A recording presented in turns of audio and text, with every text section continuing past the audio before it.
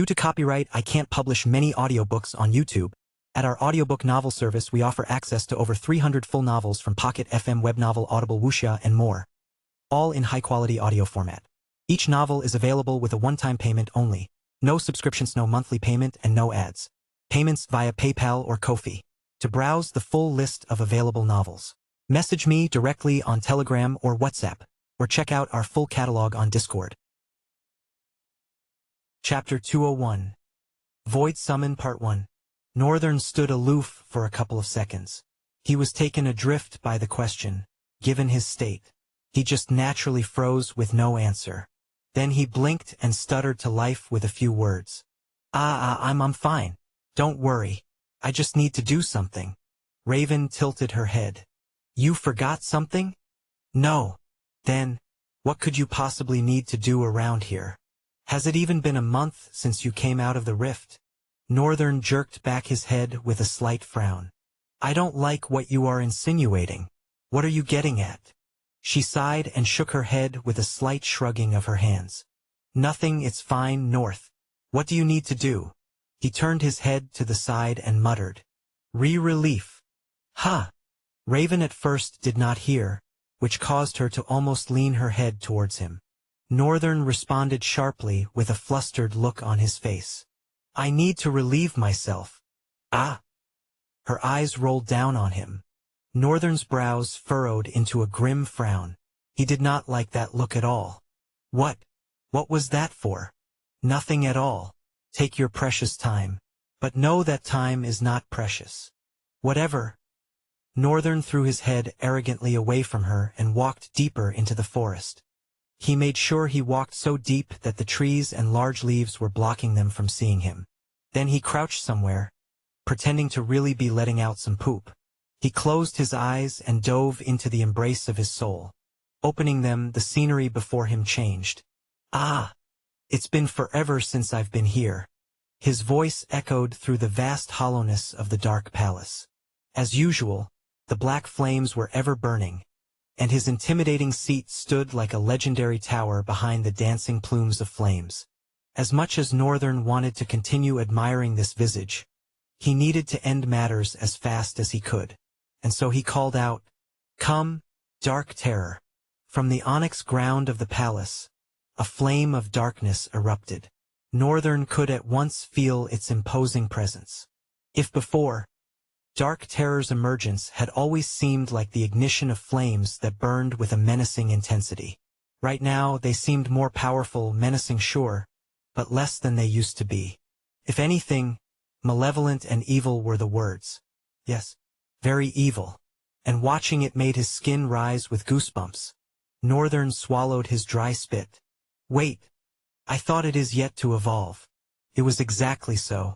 Northern looked down at the panel of information that appeared before his eyes, displaying the monster's profile. And below it were a couple of words that put butterflies in his belly. Evolution is possible. Do you want to commence evolution? Felt surreal, abstract. With little to no effort, the devil was changing? Northern gulped again and nodded, internally answering. Yes. Immediately the panel disappeared. All the panels disappeared. The limitless void was suddenly shrouded by a perfect eerie silence. Despite the usual silence of this dark palace, this one felt strange and made Northern's skin crawl with cold tendrils of anticipation. Suddenly, with a loud howling of the wind, the fires from the throne seat shot forward. Instinctively, Northern jumped back, crossing his arms over his face to protect it from the surge of flames. But to his surprise, they were more cooling and soothing than heating and searing. Hesitantly, he lowered his arms. His eyes slowly met the magnifying art formed by the deluge of flames. Black flames mixed with azure hues danced like shadows of legends, encircling dark terror and filling the hall with a dark, otherworldly glamour. The entire place sparkled with blue reflections, even his face, bathing him in an ethereal glow. The flames seemed alive, twisting and writhing in an entrancing ballet, casting bewitching patterns across the walls. An aura of mystery and power radiated from the spectacle, both beautiful and fearsome, as if an ancient force had awakened from slumber. Northern found himself transfixed, caught in the hypnotic sway of the elemental dance unfolding before him. A breathtaking vision of primal energy and grace unlike anything he had witnessed before. Beautiful! He didn't know when the words fell out of his mouth. Dark terror is evolving.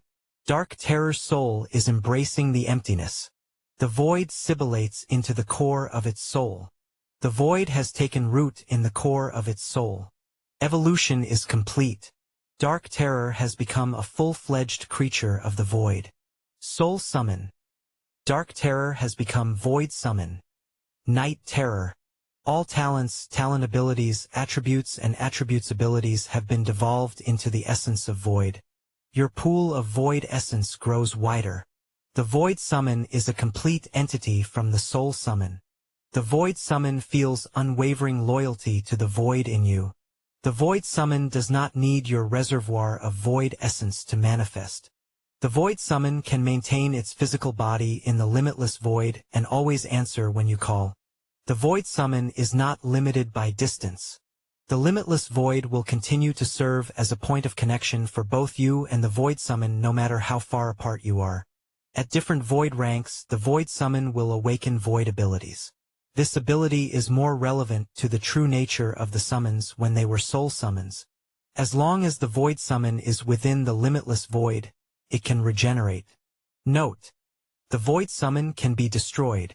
Congratulations! Name: Night Terror. True name: Singularity. Danger level: Devil. Void rank: Echo. Void ability: Void Flames. Soul fragments: 0/1000. Void summon ranks: Echoes. The starting point where the connection to the void is faint and barely noticeable. Summons at this stage can only manifest one ability of the void. Whispers. At this void rank, the sibilate of the void becomes an audible whisper. Causing their proficiency to grow, they awaken a second void ability. Veils. As the summon delves deeper into the void, they begin to shroud themselves in veils of darkness. These creatures gain enhanced stealth and the ability to move unseen. Emanations. At this rank, the summon's connection to the void gives them powerful authority of darkness through the void. Their void ability gains a unique aspect to it. Eclipses. The summon's connection to the void reaches a new peak, overshadowing their physical form. This causes their body to evolve and take on a new form. They also awaken a third void ability. Servant of the Void. At this rank, the void influence over the summon is explosive. The summon awakens an ultimate void ability. Chapter 202. Void Summon Part 2. It was a lot to take in. Northern stood motionless for a couple of seconds, watching the endless panel of information flood his vision. He was following them with his eyes, but he didn't even know where to start thinking from. First of all, this was not expected at all. When he thought of Dark Terror evolving, he thought about the devil becoming a different danger rank. Soul Summon, Void Summon? These were all new subjects to him, and he didn't even see them coming at all. Northern inhaled deeply and sighed out all the pressure and excitement. Firstly, he looked down at his body. I can feel the increase in my void essence. The overall stream of essence that flowed within his coreless soul seemed to have increased and widened. He could vividly detect a smoother, more fluent and rushing flow. It bolstered his muscles with a little more strength. He felt so awesome that he couldn't help but mutter, "Wow! Does this mean every time a soul summon becomes a void summon, all their attributes and talents are devolved into void and increase its essence?" If so, there was no better news than this. Northern had, after all, been stuck with the issue of a limited amount of void essence. Although it was not particularly an issue until he fought overnight. Should there be cases where he doesn't need to expend himself for a long period of time or use his abilities tremendously, he would be fine. But after that night, it bothered him silently. He couldn't absorb soul cores, but had hoped that he'd be able to do something about the soul core of the abysmal corpse eater. This was why he had kept it specially for himself. Right now, though, all that didn't even matter, for a breakthrough had come to him by itself. Northern's lips spread, crawling closer to each ear to form a vicious wide grin. This is sweet. He lifted his face to look at the monster. Void summon standing before him. Dark. Night terror was the same as it had been a couple of seconds ago. Its vicious eyes, though, gleamed with a primal evil. Something that made creeps crawl over Northern's body.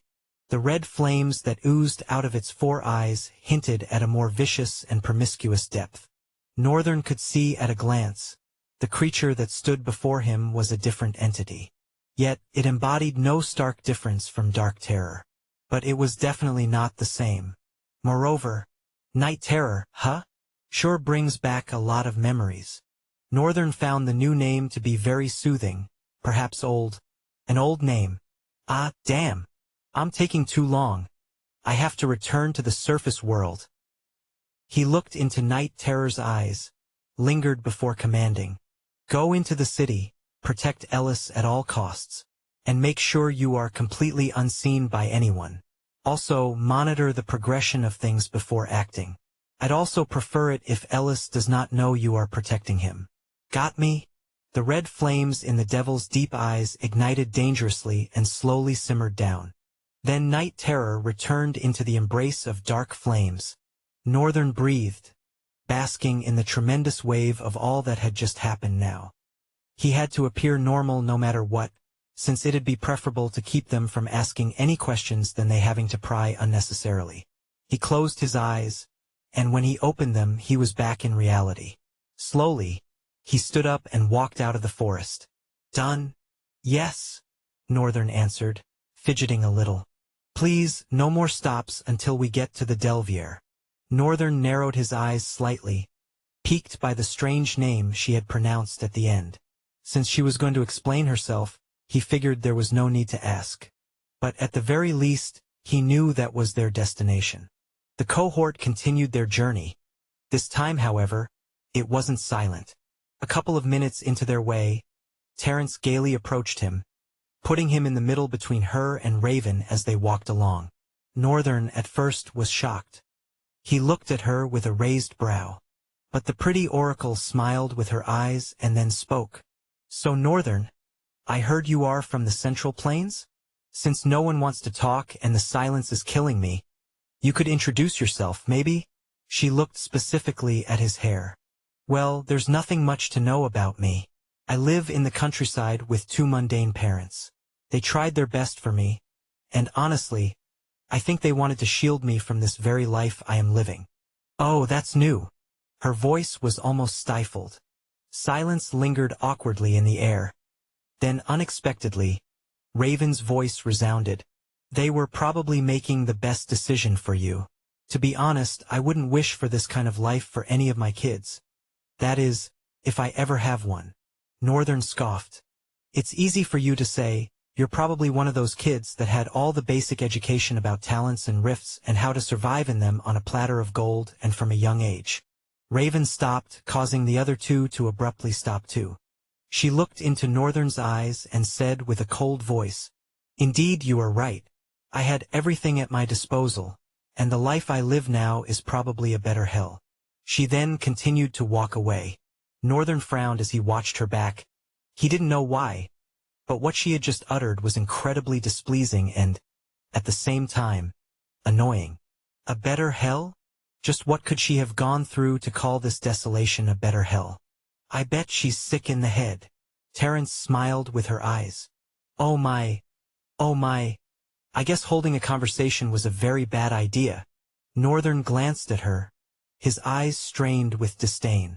Then he continued forward, wordlessly. The 3 did not talk again until they got out of the forest. Chapter 203. Across the River Part 1. 2 distinct lands were cut in half by a raging river. On one side of the river was a verdant valley that gave way to a vast expanse of greenery, with towering trees whose majestic forms almost pierced the clouds. Crossing the river with the cold, biting wind, one would come to see an equally vast, desolate expanse. The lush greenery on one side of the river faded into an arid, sun-scorched plain devoid of life. The brilliant green that reigned on one side had been replaced by a harsh, bleached-out haze that hung heavy over the barren landscape. In the midst of this forsaken landscape stood an imposing sand tower, seemingly sculpted by the formidable strength of relentless winds over countless eons. The monolithic structure pierced the heavens like a colossal thorn. No life stirred in this barren landscape. The only movement came from the ever-present winds that howled across the dunes, carrying stinging particles of sand that scoured any exposed surface. The sense of desolation and emptiness was palpable, as if the land itself had been cursed and drained of all vitality. At the edge of the green valley, 3 individuals could be seen standing with contemplative looks on their faces. One was a black-haired lady with red eyes, donned in black lithe armor, her gaze coldly overlaid on the expanse before them. Behind her cold front, a slight trepidation could be discerned upon closer inspection. The second individual was a white-haired male, his hair disheveled and his thoughts seemingly scattered. His white clothes of armor would have glistened if he had done the laundry when he should have, but currently, he looked like a battered hero, one who was lost and forgotten, a wanderer on an odyssey finding his way home. The last person, standing slightly behind the boy, was the most pristine of them all. A young white-haired lady with golden eyes that seemed to reflect the distant day star, her face contorted with heavy and strained lines of worry. She was donned in a body armor that clung tightly to her skin, accentuating the subtle curves flanking her sides. Pausing for a moment, she glanced at the black-haired lady standing slightly to the front and asked, "Light, did you have something planned for this particular occasion?" Raven turned her head and nodded with a confident look in her eyes. Immediately, Terence touched her chest and let out a sigh of relief. "Phew! I almost thought you were about to be crazy again." With a frown etched across his face, Northern interrupted. "At least let her speak of this something she has planned." Raven looked at him, then turned her gaze to the river. "It's simple," she stated, stretching her hand out over the water. "We will swim to the other side." Terrence's eyes grew wider with each passing millisecond. "Wait, what?" "Light, we can't swim across this river. You know it'll be brimming with monsters." Raven turned her eyes to Terence, a glint of determined seriousness igniting within their depths. "Don't worry, I will protect you." At this point, Northern didn't further confirmation. "She's crazy." "Yeah, I think she's just mentally sick," he thought to himself, smacking his lips and looking irritatedly at her before shifting his gaze to the river. "Damn. Do I even still remember how to swim?" Indeed, Northern had learned how to swim when he was human, but even before his death, he hadn't swum in a long time.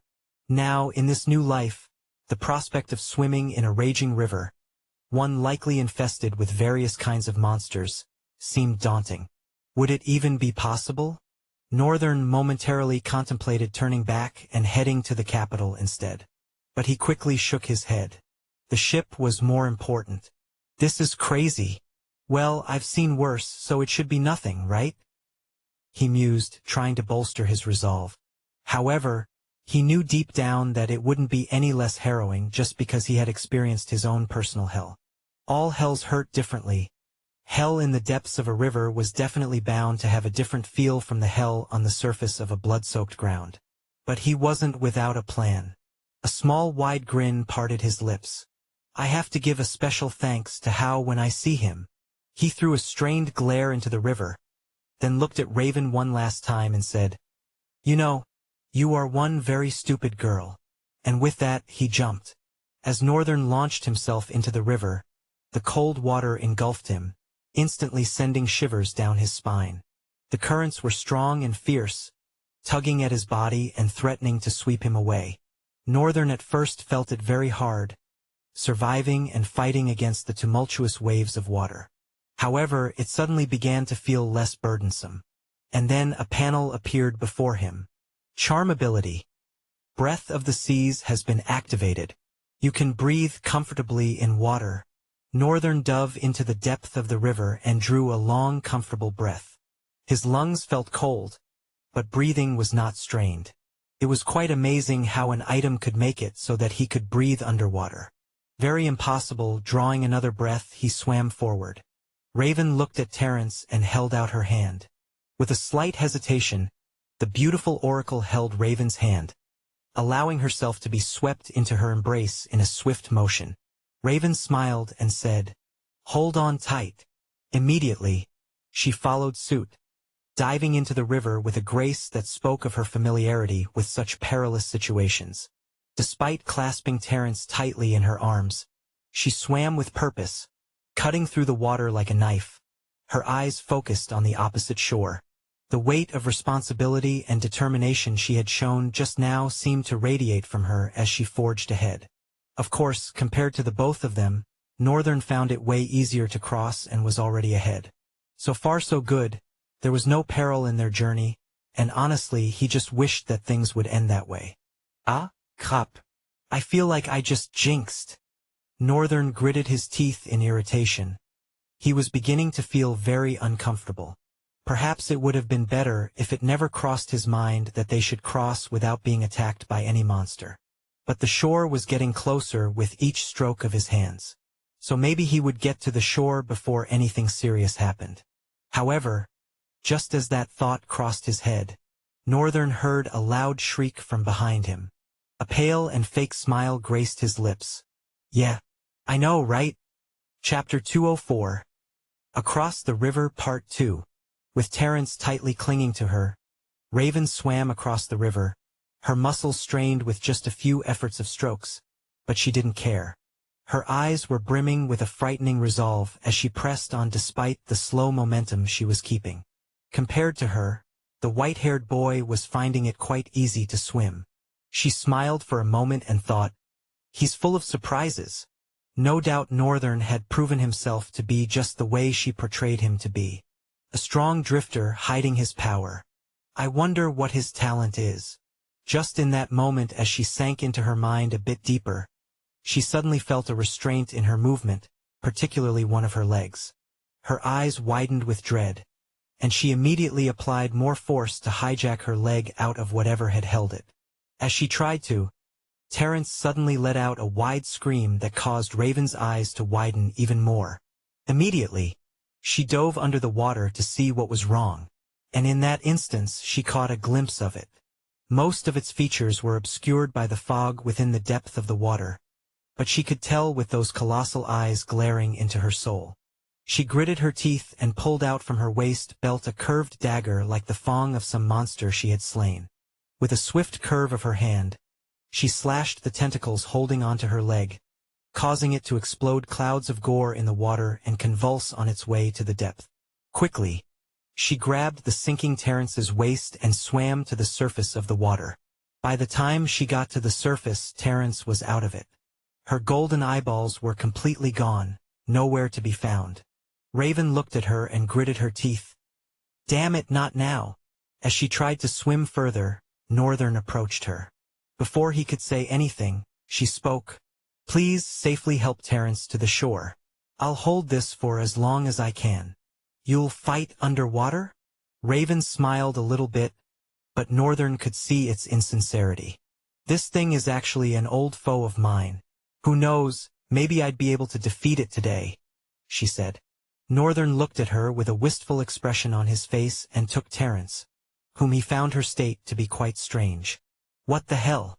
Who passes out in the middle of a river?" Without a word, Northern held tightly onto Terence, flushed a little by the fact that he had to do that by her waist. "Come on. This is a serious situation." He stiffened himself up and began to swim away, not sparing a glance at Raven. Carrying Terence along with him cost more effort than it should. Thankfully it was just a river, one as wide as 60 meters though. But the more baffling situation was the strength and force of the waves that crushed upon him. This particularly made it very hard for him to traverse the waters quickly. Alas, after several strokes, he finally got to the shore, breathing heavily. He laid Terence to the ground. Her eyes were wide open, but her beautiful eyeballs were gone. Northern wiped the water away from his face. His hair was wet and strangely made him look more handsome than he usually would. The effect of wetness on his pale skin was quite splendid. He looked at Terence with a strained frown, then he placed a finger beneath her nose. "She's still breathing." Her life did not seem to have been in any danger, But what was that scream he heard? And why was she passed out? Although he was very curious and worried about what was wrong with the beautiful oracle. At least she's safe. He turned to the river. The surface was still and serene, only the intermittent crushing of the angry waves against the water bodies. Northern let out a tired sigh and muttered, "Should I help or should I not help?" Just when he was thinking about it, the entire river seemed to shudder, and a tentacle plunged out of it, tossing into the air a lithe human-like ragdoll. Raven flew across and landed on the barren land, rolling away into the sand. Northern, with a slightly opened mouth, exchanged glances between the retreating tentacles and the battered girl that was slowly rising to her feet, albeit in serious groans. With a dazed expression, he said, "Please don't tell me you had a sensible conversation with the sea monster where it decided to let you go?" Raven stood up and was silent for a couple of seconds. She leaned on her knee while catching her breath and stood straight afterward. "I could never defeat that monster. It's a catastrophe-level maelstrom." Northern raised his chin a little bit, then belatedly acted surprised.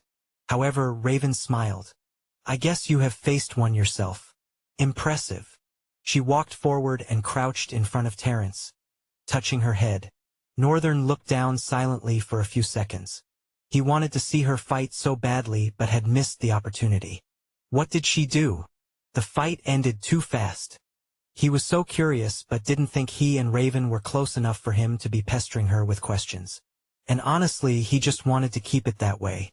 Should a day come where he had to make a decision as to saving her or not, he never wanted to be conflicted if he decided to act in his own selfish interest.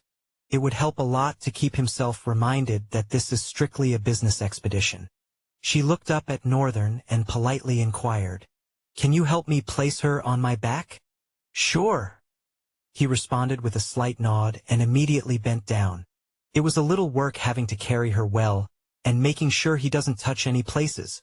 Eventually, Terence was on Raven's back. Raven glanced back at the river and said to Northern, "I think it will be safe for us to go farther away from the river. That monster could still be really pissed by what I did. Besides, this place is too open. It's Slorian territory, and their scouts could be lurking around." Northern nodded in consent with her words, and the two of them trekked forward on the desolate plain. Although until they got to the hill enclosure, Northern couldn't stop wondering what the hell she had done in that river. But he was more than resolved not to ask. Not just this question, every question that would portray him to look a little bit interested in her matters, he didn't want. Let's just stay out of hers so she stays out of mine. Chapter 205, Arduous Expedition Ahead. Raven gently lowered the beautiful oracle onto the stony ground in a cave. The entrance of the cave was a vast, cavernous opening that led into an underground realm of towering, twisted formations resembling tree trunks or roots, creating an intricate and almost organic-looking architecture. At the center of this subterranean marvel lay a sunken pathway, guiding them deeper into the mysteries that awaited within. Earthy tones of brown and ochre hues surrounded the terrain, giving the cavern a sense of age and antiquity.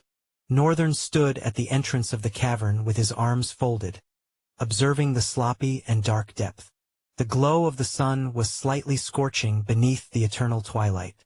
As to whether that was because of the nature of the terrain they now found themselves in or it was just the passage of time, he did not know. There were fewer trees and vegetation to absorb the heat of the daystar in this area.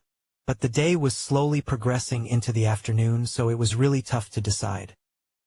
He pushed the pointless worry behind his back as Raven stood up and laid a slightly worried gaze on Terence. "You seem like you're used to this situation," Raven answered him, looking at Terence. "Terence is special. She can see things." Northern frowned a bit. "What things?" Raven finally removed her eyes from Terence and looked at Northern. "Inhumane things." He raised a brow. "Like visions." Raven shook her head slightly. "Visions would be better." She turned to the depth of the cave and stared deep for a couple of seconds before she turned to Northern and asked, "How good are your eyes in the dark? As good as yours?" Raven shook her head slightly. "My eyes are bad in the dark." "Then do you want me to summon a source of light?" He raised one hand, ready to manifest the orb of light on his palm. "No, we'll get busted if you do that." She narrowed her eyes a little, sparing a quick glance to the depth of the cave. "This path is our chance to enter the Slorian stronghold without being discovered." "And you can't see in the dark?" Raven smiled a bit. "Since my ability has more to do with light, darkness is a really fatal weakness for me." How ironic, considering her black hair and red eyes. How ironic, considering my black hair and red eyes, is probably what you are thinking. Northern jerked his back with a little frown. "What the hell, you can read minds?" "No," she smiled again, but it was pale and ghostly. "Everyone has the same reaction when I tell them my talent has to do with light." "Ah, I see." Northern nodded. Then he leaned away from the wall and unfolded his arms. "How then do you plan to pass this depth with such bad vision?" "Well, for one, I thought you were going to have better vision than I, considering that your eyes are blue and beautiful." Northern immediately felt something shake his entire body. "Eh? No, no, no, no, you can't fall for that." No one had ever called his eyes beautiful, but still it felt almost unpleasant, like he had just lost his place as the man. How can she even say something like that so casually? Besides, why the hell did that even touch me? Am I that lacking romantically, that I'd fall for a small compliment? Come on, Northern, you're not a kid. Only at times like this does he remembers he's old. Northern furrowed his brows darkly to tell her off without necessarily saying it. "Well, I do have great sight. They are nothing to boast of though." "Good. Then you'll practically be leading us through the cave," she uttered with a strange smile curled on her lips. Something did not just settle well with Northern. With an inquisitive raise of his face, he asked, "How bad is your eyesight?" "Very bad. I'm practically blind." I have to rely on my sense of sound and smell.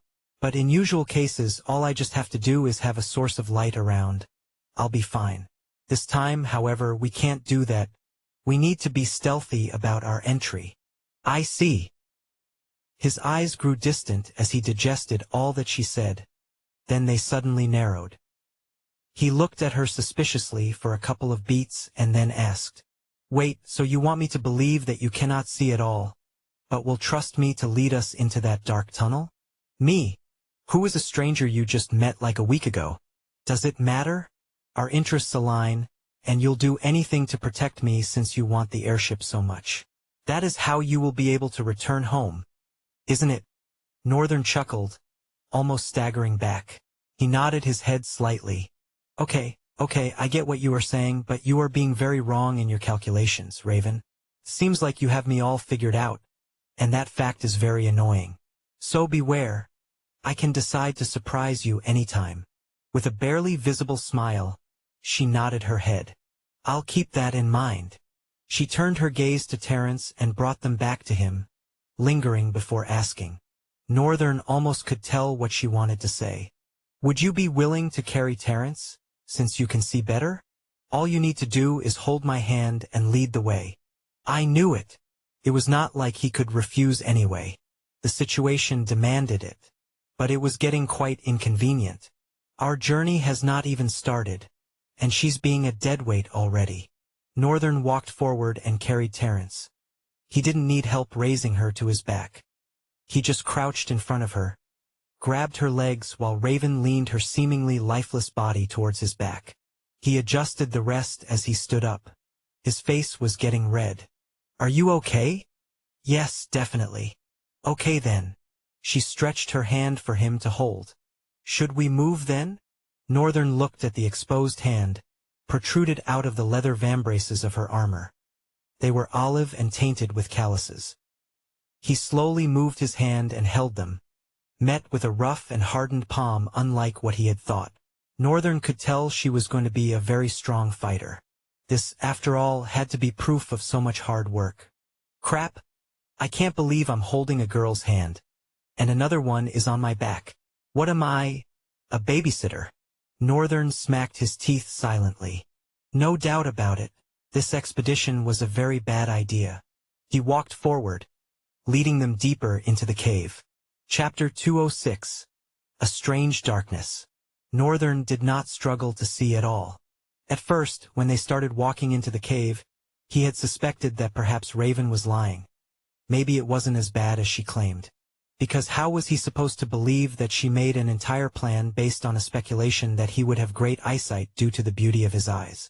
He wasn't going to buy it at all.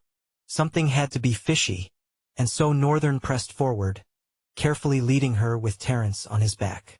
But he had a feeling that he shouldn't speak. Not in this eerie darkness. He could perfectly see through with no difficulty. But there was something in the darkness of this cave that created a stark difference from the usual darkness he was used to. Even in the night, all eyes could see minute details down to dots, and without much strain. But here it was like his sight was limited. Trying to see deep into the darkness felt tumultuous, like a strong veil was blocking some distance beyond from being pierced by the prowess of his eyes. The farther he went, the farther this veil went. It was like the ratio of details he could see was limited by a certain distance. And beyond it was an impenetrable darkness, not even by his own godly eyes. It felt strange and upsetting that Northern, at a point, silently gritted his teeth. His eyes were, of course, limited by distance usually, but it was a tremendously far distance that he never thought they'd be any use to be worried about it. He could even see as far as 5 kilometers ahead. Suddenly being limited by this little darkness was disgusting and endearing. It made him sure that there was undoubtedly something about this darkness. Something he'd not mind unraveling. Should I use the unseeing eyes? He thought at some point. That was, after all, the ability of his unique eyes that could unravel the mystery of the strings that wove reality. But that, of course, would be very unwise of him. Raven was behind him and Terence was on his back. There's no telling what could happen from using an ability like that before them, most especially Raven. Northern didn't want any of his secrets spilling into her hands. Any at all. So he'd just suck it up and silently pass through this strange and difficult darkness. As they continued, another thing Northern got to discover was Raven's sincerity. At times when he was careless, thinking she'd maneuver it somehow, the young lady was like a helpless sheep, almost stumbling from stones. When it first happened, Northern had thought she was just putting in an act. But then it happened again and again. Then he began to feel like a bad person. His mind demanded several questions, most of which revolved around how senseless and disturbing he found her existence to be. She really planned her entire journey based on the things that he could do. Does she have an ability that can make her see my abilities? 'Cause, how can she be so sure? There had to be something. Northern was filled with so much confusion that he even almost faltered his steps. That was the moment he reorganized his thoughts and decided to focus on successfully traversing the darkness. After that, his thoughts were silenced. A couple of minutes later, a slight glint of light appeared afar. Immediately it came into view. He heard Raven's voice. "I can see now." "Eh? That fast?" He unknowingly blurted out his thoughts. Raven smiled. "Would you like me to keep pretending I was blind, so you can hold me a little longer?" Northern frowned, a forced smile parting his lips in the darkness. "How strange. I never knew an oddball like you had a sense of humor." "Oh, I really needed to grow one. I could just go insane in this place, you know?" She patted his shoulders and walked forward. Northern's frown deepened as he watched her go. Again, he felt like he had just been violated somewhere. "What the hell is wrong with me?" He hurried forward, his voice running ahead of him. "Hey, you better come take your girl." Raven did not stop and just trekked forward. She then stopped and raised her right hand wordlessly, causing Northern to wear caution like a robe as he slowly approached her. He whispered, "What?" "We are closer to the entrance. We have to be careful there's no scout in sight," she responded to him in a low tone. "Oh, I see." Northern nodded. Both of them stood closer to the bright entrance, drenched in grave silence. A couple of minutes later, Northern leaned his head closer to her and whispered, "I'm curious, though. You seem super cautious of these spies. This stronghold of Sloria, how special is it?" Raven looked at him, a slight show of surprise reflected on her face. "Master Annette didn't tell you about it?" Northern scrunched his entire face. No, she didn't. And the level of your specifics has me questioning why, of all people, you mentioned Instructor Annette. She is always around you? You've been watching me? His brows were slowly closing towards one another. Isn't that a given? I intend to need you, and I was paying a huge sum to you, even though you'd be taking a very valuable item from me. Wait, wait, wait. Let me get this. He chuckled a little. So you've been watching me since when? And wasn't it you who offered the airship? At this point, Northern's voice grew a bit louder. Raven immediately placed a finger on her lips, looked front, and was silent for a few seconds before she then said, After we talked, and I said I was going to get back to you, I intentionally delayed because I wanted to have some time to see if you truly had what I needed. Northern frowned grimly. Okay, I don't find this pleasing at all. And I didn't even know? How were you able to do it? Raven looked at him. The black bird. His eyes widened. The black bird? Northern and Raven were silent after her last statement. The bird. There had to be something to it. He wanted to know. But wasn't that just calling her to hover upon his matters? He had to be meticulous and extremely careful, should not act as a fool and give himself away any more than he probably has. Which was why he chose to stay silent and not ask anything about the bird. They had an entire expedition. There was no reason to rush. Who even knows how long they could be on this expedition? Northern breathed and looked away from her. So, when exactly are we going to step out of this place? Raven's statement stopped midway as she suddenly widened her eyes and swung her face to Northern's back. She suddenly threw her hand towards the person he was carrying, but before it could make it, Terrence's head was already raised. A loud, sickening shriek soared out of her mouth, filling the entire darkness with a frightening dread. And of course, announcing their presence. Chapter 207. A little humor won't hurt. With that loud shriek, the lady began to convulse, shuddering off Northern's back. He had to pay extra attention to make sure she didn't just fall off and gently managed to place her on the ground. His face was tensed as he turned to Raven, who had almost the same expression on her face, but hers was more choleric. Please protect her.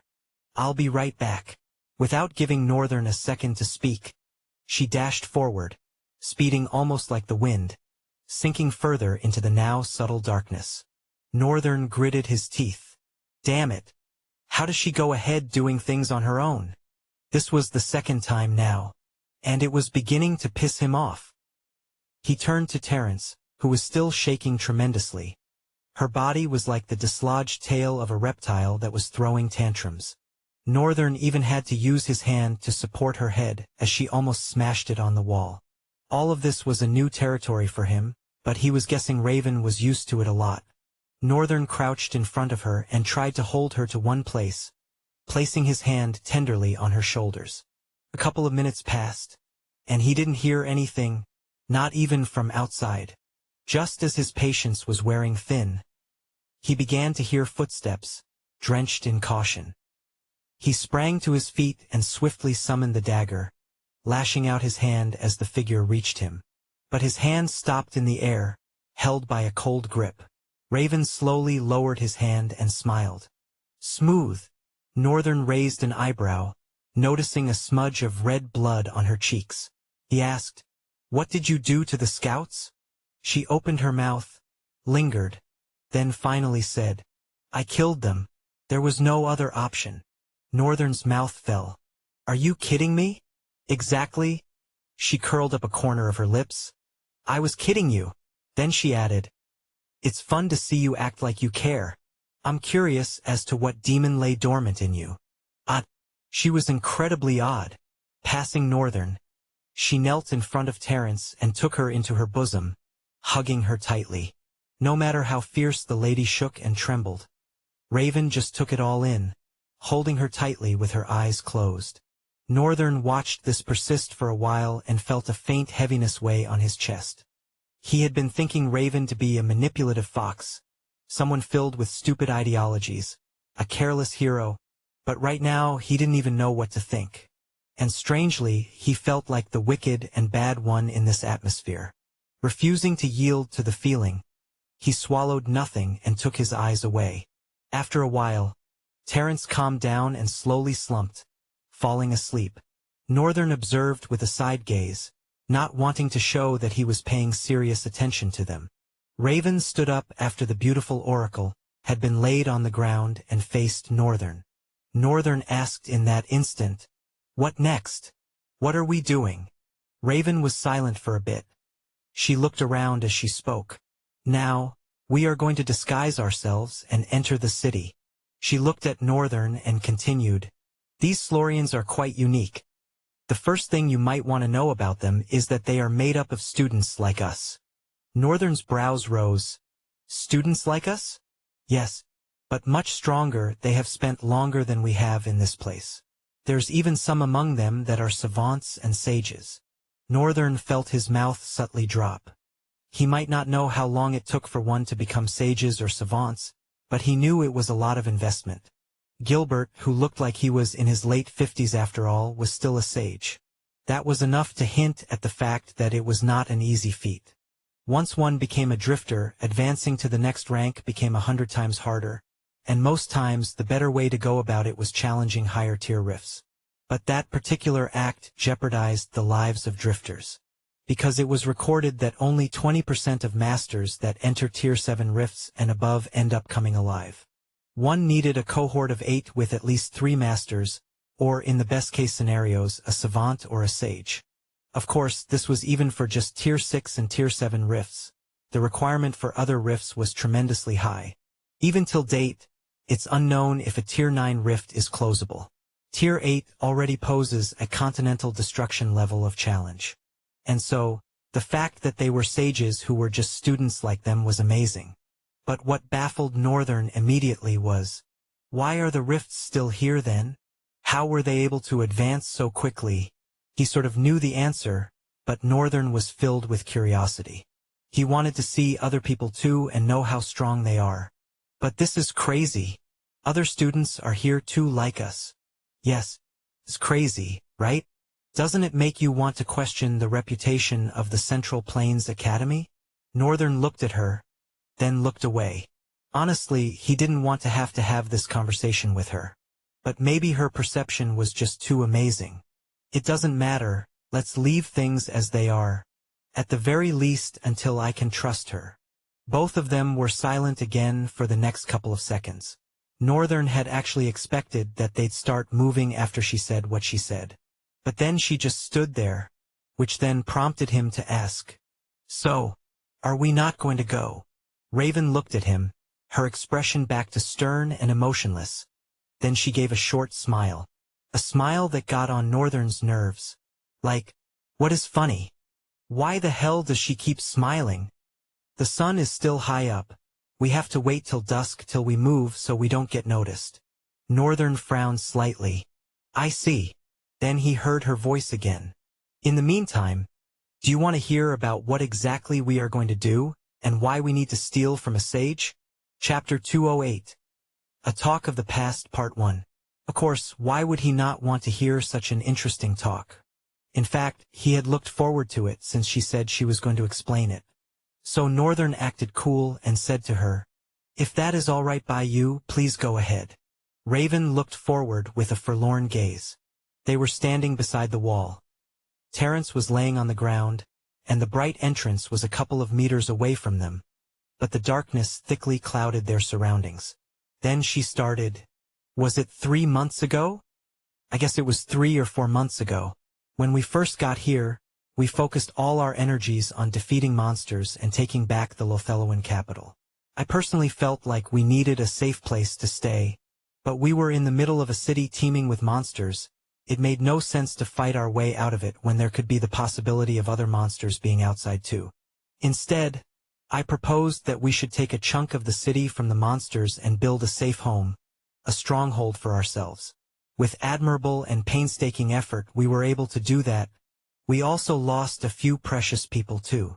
Northern's mouth turned bitter at the sound of her last couple of words. They somehow kept ringing in his head, reminding him that he wasn't the only one that had it tough. Meanwhile, Raven continued talking. After settling down, We slowly began to move out and clear the monsters from around us. We divided ourselves into 3 major parties led by Sage Gilbert, Master Annette, and the twins. I don't know how or why, but somehow, they were here and also originally belonged to the Central Plains. Raven looked like she wanted to say more but hesitated. After 2 or 3 seconds, her words came. We began to push the subjugation further, taking the north, west, south, and east wings. It was then we started finding survivors. Northern paid attention to her, but was sure these words were not what she had initially wanted to speak of. No doubt, Raven had exercised self-control at that point. He gets why she could be skeptical about revealing whatever was on her mind in that regard to a stranger.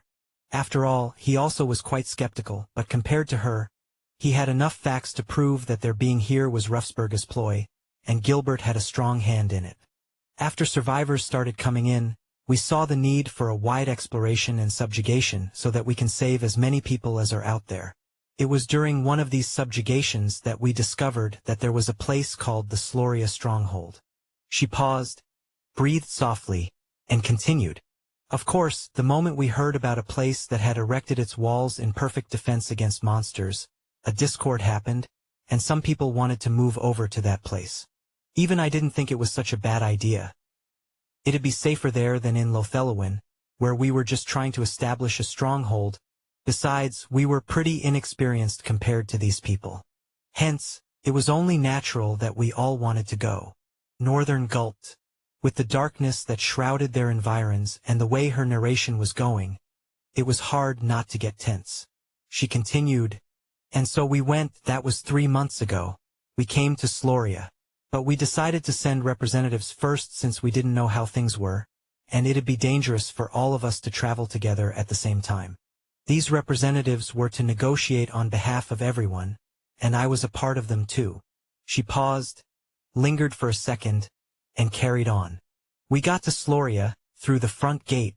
They have a tall wooden wall built with sharp-edged logs to impede monsters should they try to tear down the walls. They have towers from which mage-class drifters discharge spells and abilities with destructive firepower. They were practically an impenetrable fortress. With what we saw, we were happy. We felt with this we would be safe, perhaps get stronger with the help of these people and start to find our way home. Northern studied her face as her words came out with a delicate serenity. But they were different. A lot of things were different. For starters, they had a very strong leader whose authority was overwhelming. Sloria might have looked like some haven to several students, but to me it was just another hellish cage. She let out a shaky breath. Well, at that time we knew little, so we went straight to their leader and spoke to him. We told him of our need for a safe place where we can get stronger and finally find a way home. Raven paused. Just at the part Northern was starting to get into it. He gave us a condition. Of course he did. Being a leader and being able to hold together such a place, making it as impenetrable as she had described would have required some extreme and unethical measures. He wanted me to be a part of his harem. He also demanded that all the females, including Master Annette who was with us at the time, would become his maids, and he'd take turns defiling us every night. Northern felt his viscera churn with disgust. What the hell? He indeed was expecting something extreme and unethical, but this was beyond his expectations. Northern looked at Raven's distant gaze, slowly narrowing his eyes as he was prompted to ask a question. After lingering, he asked, "So, what happened?" The answer should have been quite clear since Raven was here, and none of the females from Lothelowin were working as maids, especially not Annette. Northern tried to imagine the brute master in a maid attire. It was unfathomable. If at all any bit fathomable, then utterly disgusting. With her muscles, wearing a maid dress was unsettling. It did look like it'd suit Raven more, though. His train of thought was interrupted by her slow and petrifying response. She looked at Northern, took her time, then said, "Well, I accepted to be his wife." Her gaze grew distant again as her voice trailed off. "Well, I was, for a while. Then I tried to kill him." She concluded her statement with a pale, wistful smile. Chapter 209. A Talk of the Past, Part 2. Northern was not sure what he had just heard now, but he was also sure he had not mistaken it. Wait, you did what? You married? And at such a young age. Wait, is she even young? Or was he just projecting his own guess of what her age should be on her? Suddenly, he felt the urge to know. But that urge came with a lot of discomforting feeling. Sometimes, being in the body of a child, having to live as one and faced with the harrowing experience of this life, Northern often forgot he was Elliot or had been before. It was easier to just live life letting go of that past. And honestly, it was so tempting. He was doing it without realizing. Still, there was a degree to which he could get shameless, so this was one of those times he decided to exercise caution and not ask for a lady's age. I failed though. I was not able to kill him. Of course you weren't. If you were, we wouldn't be here right now. Northern's voice hushed. Then his eyes slowly widened as a realization settled in. Wait, don't tell me. The sage we are going to steal from is the leader of this stronghold whom you tried to kill. Raven looked at him indifferently, not answering until after a couple of seconds. She shook her head and said, No, Northern, the leader. He is more powerful. I'm not sure of his rank, but I'm sure he's more powerful than a sage. Perhaps a grand savant. Northern froze, his eyes and brows widened. Then he leaned closer, trying his best to stifle the stunned shock in his voice. You tried to kill an ephemeral rank drifter? It was unbelievable. These were beings that at this stage began to transcend common sense, mortal limitations. Becoming a master was impressive, something noteworthy. It served as a core beginning of one's journey as a powerful drifter, but it could also serve as the end. This all were dependent on an individual's resolve and the resources available to them. It was why great clans and kingdoms often claimed territorial rifts. Becoming a sage was another checkpoint. The moment a drifter became a sage, it is said that their soul core is restructured. Their soul is renewed, and its tendrils stretch deeper, touching the foundation of true souls' constellations. Now, this was a realm of knowing that Northern wasn't all too familiar with. Of what he knew about constellations, it was the fact that months were named after them. And some people actually worshipped them. His own mother was an example. Her belief in Eldek was so strong that sometimes he questioned if this Eldek was actually a person. But no, Eldek is just a soul constellation, one of the early existences that somehow hold the strings of the entire world together in a profound and complicated manner. A sage grows a connection to the true soul, and this alone places them on a different pedestal. To simply put, their souls have transcended mortality. And then there were grandsavants, the ephemeral rank. This could just be referred to as a champion of the world. Their soul form becomes malleable and susceptible to constellation forms. This causes them to be able to wield a new set of powers called stellar authority. It goes deeper than that, and seems to even permit body transformation. Northern was not sure. But at least he was sure Raven knew better. She must have undoubtedly known how strong her opponent was, and yet she tried to kill him? I'm still going to kill him again. She paused, taking in a couple of breaths before she added, But not now. Northern observed her obstinate and resolved face. It brimmed with the kind of light he'd tag as trouble. What he saw in the depths of her crimson gaze was nothing other than destruction waiting to befall his future. Although he had to check himself if he was just being a wuss and a coward, but at the same time he also thought Raven was a delusional person. But the scary thing about her kind of delusional person was, in her eyes burned a strange and vicious flame of resolve to mold those delusions into reality. It was another level of Delulu entirely, and what truly frightened Northern were those eyes. Because of that look in her eyes, he could not casually say she's going to learn her lesson and soon know her place. I mean, she has tried to kill him once already. So many questions rose in Northern's mind about the event. There was just so much he'd love to ask her. How did she escape? How did she even plot it out? Why did she fail? Did she really marry him? Did she climb onto his bed? How old is she? What rank was she when all these happened? So many questions, but instead of asking them, he silently studied Raven's seemingly lost stare. Then he asked, So how does this relate to the sage we are trying to steal from? Raven's brow subtly frowned. In fact, it looked like she was holding that frown back.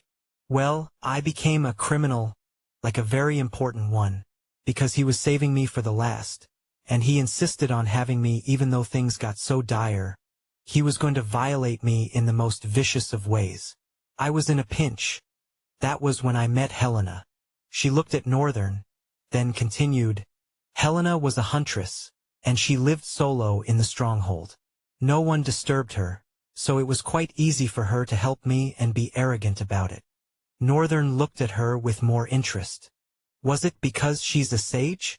Raven nodded. Yes, and apparently she and their leader Afghan used to have some sort of history. Both of them are the strongest drifters in the stronghold.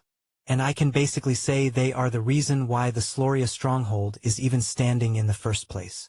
She paused. Northern carefully observed her as she took shaky breaths, clenching her fist. She was trying her hardest not to allow the rage that burned within her to spill out to her surroundings. And she was managing well. She breathed in and out, then said, "It made it even more difficult for me to understand why they have decided to stay caged instead of fighting for their freedom. Why will anyone choose to be captive in their own lands?" Her words carried a heavy weight. Northern could almost sense personal feelings mixing up with them. Even though she had tried to calm herself down just now, it must mean this part goes a lot deeper for her than he could understand. And to be honest, he didn't want to understand. He didn't want to know what kind of prison hell she had lived to have a problem with people deciding to live rather than to die. He didn't care, and he never wants to pity her. Chapter 210, Talent Geek. Helena protected me for a couple of days, but she also made it clear to me that I couldn't continue to stay under her shelter. The moment Afghan was sure that I'm with her, he'd stomp to her place, and she could not win him in a fight. She could never. Raven breathed. During my short stay with Helena was when I saw it, a map of the entire continent of Stelia. Northern narrowed his eyes. What we are going to steal is a map. All that life-endangering situation we would be putting ourselves in, and it's just a map. Raven gave him a prolonged, cold gaze. Then she responded, "It's not just a map. It's a map of the entire continent of Stelia. Having that map means we know exactly where we are going. Haven't you thought about how exactly you are going to make your way out of this continent?" "Oh!" Northern's mouth froze for a moment. "That's true," he muttered in shame. After a few seconds, he then said with a strained voice, "But still, fighting a sage because of a map?" He contorted his mouth like he was biting on something bitter. The thought of what they were going to do tasted very bitter in his mouth. He felt like the prize was too little for such extreme actions. "Who said we'll be fighting? Do you intend to fight a sage? Can you guarantee going out of it alive?" Her words reached him like the sharp edge of a knife. Northern's brows stayed furrowed for a couple of seconds before he retorted, "How exactly are we supposed to steal from a sage without considering the thought of fighting them?" Raven chuckled lightly. The chuckle was more of a mockery, and it irked Northern because what had he said that was funny? Oblivious to whatever was going through his mind. Raven slowly sat on the ground and folded her legs. "Well, if worse comes to worst, I will do the fighting. It is always kind of rough for one to know the difference in power levels when they are just a drifter. The moment you become a master, you'll be able to comprehend things on a whole other level." A small smile left her face. "No matter how strong you are right now, no matter how promising your abilities are, you are limited by the fact that you are not a master." Northern frowned a little. "And you are." Of course, he knew better than anyone that she was. He just wanted to check if she would hide the fact. "Yes, I am. And it is why I can tell you that even if I fight with Helena, I cannot win." Northern thought she was done talking, but she looked at Northern, staring deep for a couple of seconds, and uttered in addition, "I have an EX-class talent and an abyssal rank attribute. As a master, I'm stronger than 50% of the masters out there, and I tell you, I don't think I'll be able to leave as much as a scratch on her."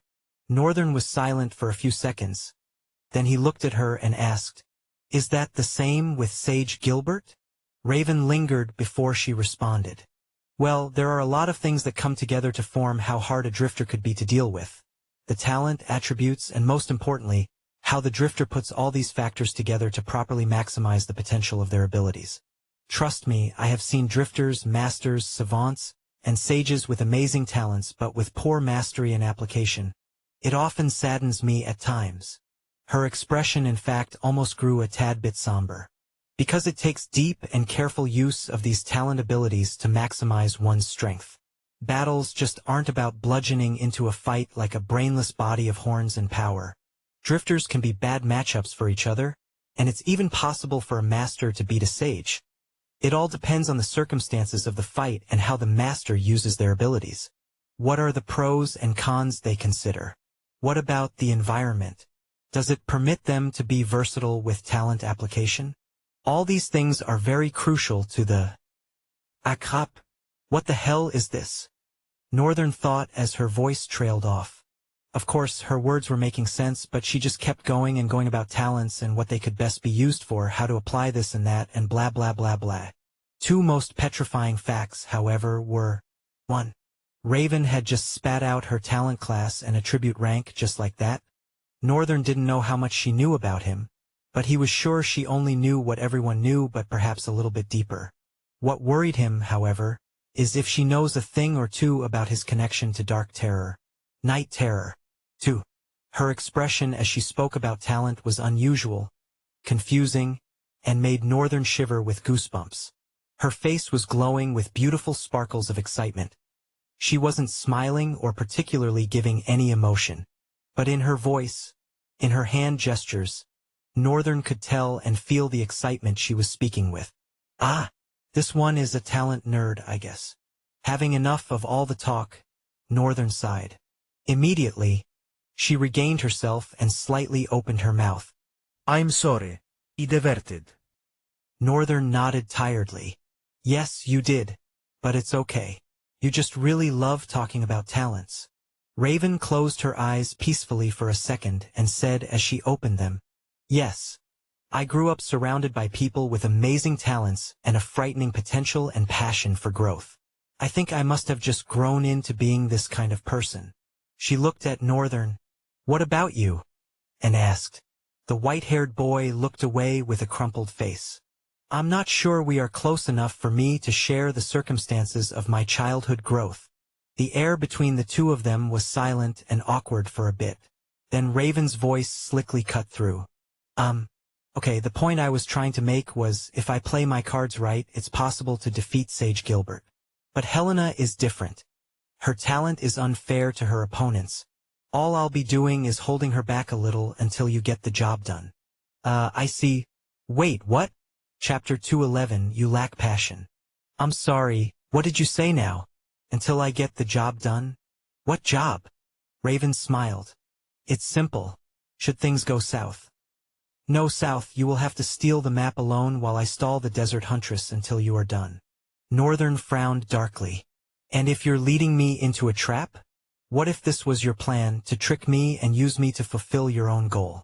Or do you think I've not noticed how manipulative and smart you are being with me? Raven looked at him seriously. I'm not being manipulative. I'm not even being overly smart. When you have lived around dangerous people all your life, this is how you would be. In your case, I think worse.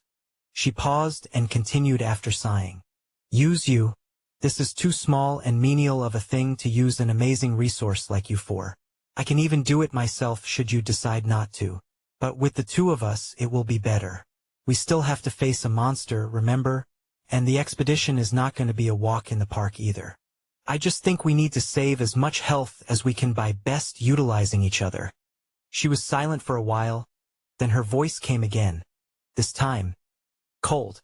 Besides Northern, aren't both of us using each other here? Not to even say, you receive more of the benefit in this fight than Terence and I do. Northern withdrew a little, momentarily averting his eyes. Then he shot them at her. You agreed to it, didn't you? Yes, I did. Then why are you complaining now? I'm not complaining, Northern. I'm just saying, you can't receive that enormous reward and not want to put in your own quota of work for this to be successful. Besides, I'm not even asking you to fight Helena. Northern was silent for a while, looking down. Or would you like to fight Helena?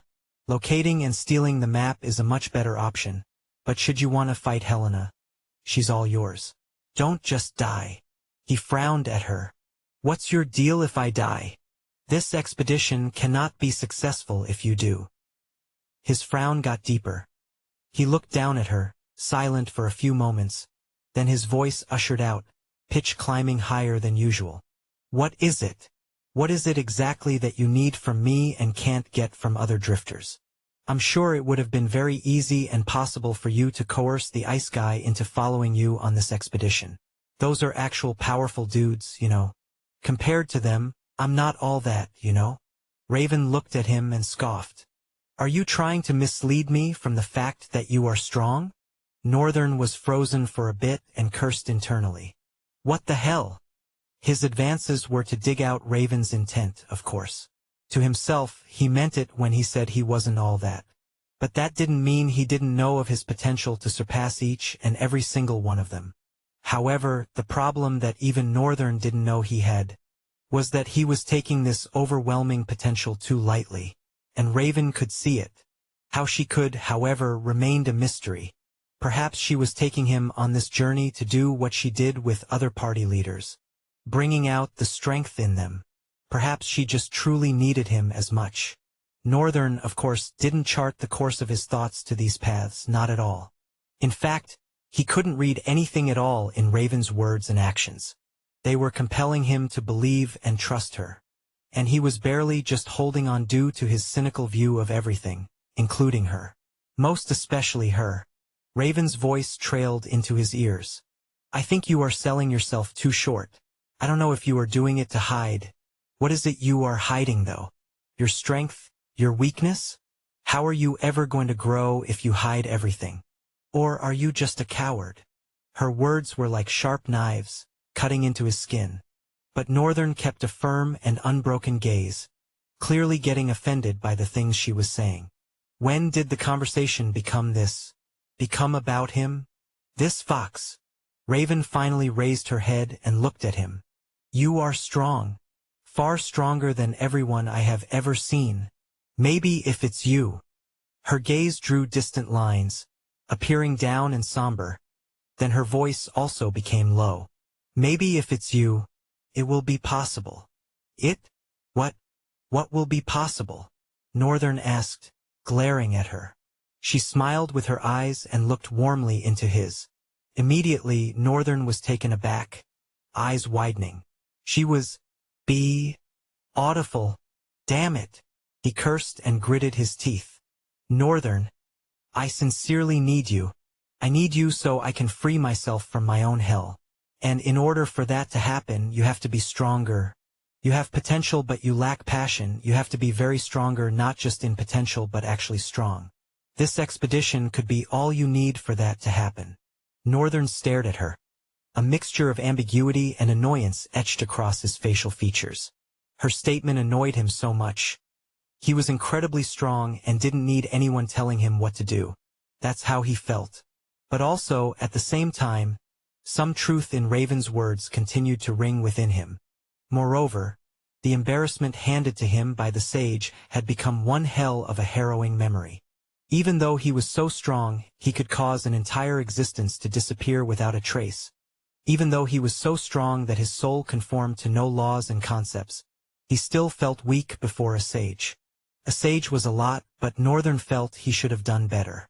And just as he had been reassessing himself since the incident, Raven's words once again brought to his face the fact that he had been too complacent. And stupid. And he wanted to change. He wanted to be really strong.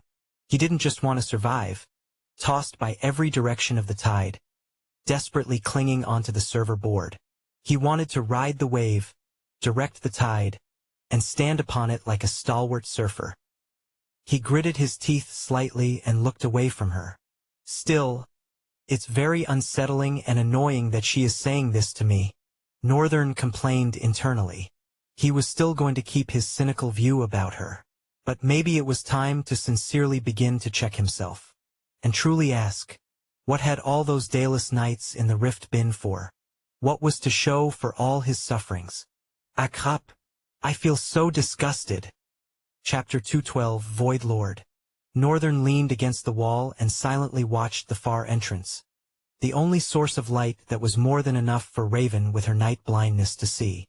He got curious about her ability for a minute, tried to think about what exactly it'd have to do with light. But since he didn't want to pry and wouldn't want her to also, he once again killed the thought. It was better to just discover things his own way. Another thing that greatly bothered him were the things Raven said. Northern, I sincerely need you. I need you so I can free myself from my own hell. And in order for that to happen, you have to be stronger. You have potential but you lack passion. You have to be very strong.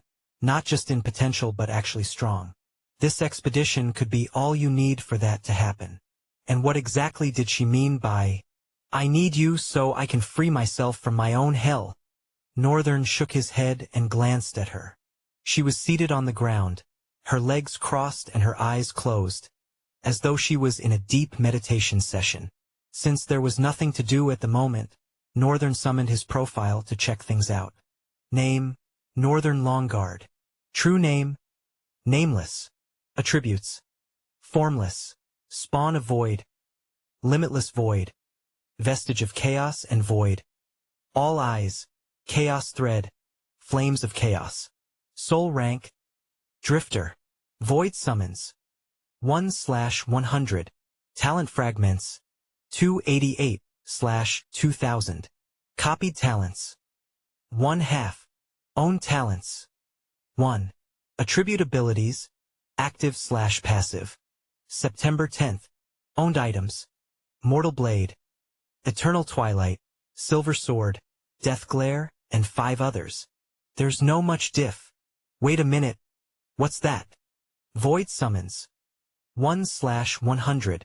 Does this mean I can create 99 more of those? Northern paused for a moment, placed his hands beneath his jaw and continued to think about it. First of all, the path to creating Night Terror was a tough one. This is because he believes that its success is owed to the true name Singularity, which allowed his clone to exist as an independent being. Of course, they still shared his mind and needed his command to operate. They were bound to him either way, but have become a person of their own selves at the same time. Northern believed that a Singularity clone could begin to learn if allowed to stay out for too long. It would grow and slowly become an entity that can operate without his commands. It was an interesting thing to think about. Just think about wreaking havoc somewhere else without even being there. A wicked grin passed his lips. But just as it was fun, there were also downsides to it.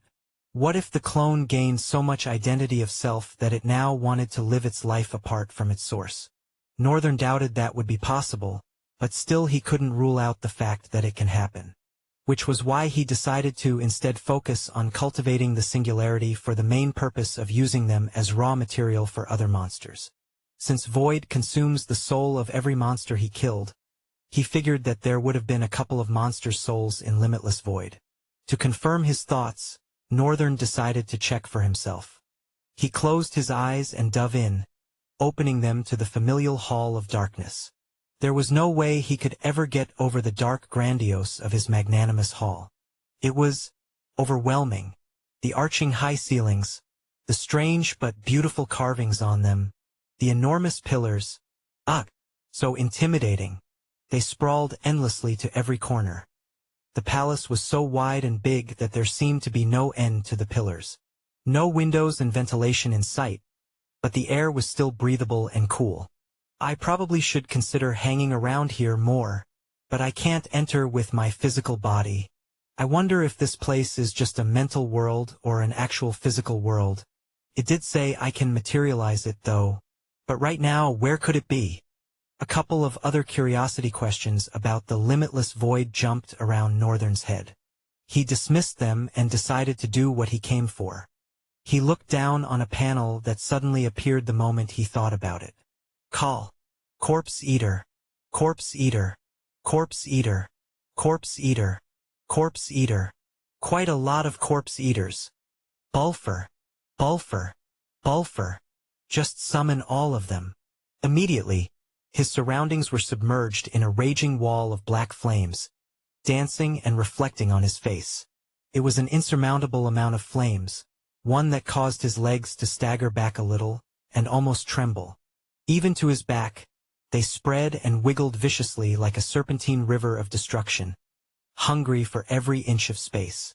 Northern looked around in stunned silence, his mouth slightly opened. Then everything, everywhere became dramatically darker. Thud, thud, thud. Light tremors ran through the glassy ground and into his bones as monsters with flaming black eyes began to march out of the flames. They were quite different from Night Terror and Call, perhaps that was owed to the levels of their strength. The corpse eaters and bulfers were, after all, inferior monsters compared to those two. Then, in the throng of monsters, Northern sighted a different one.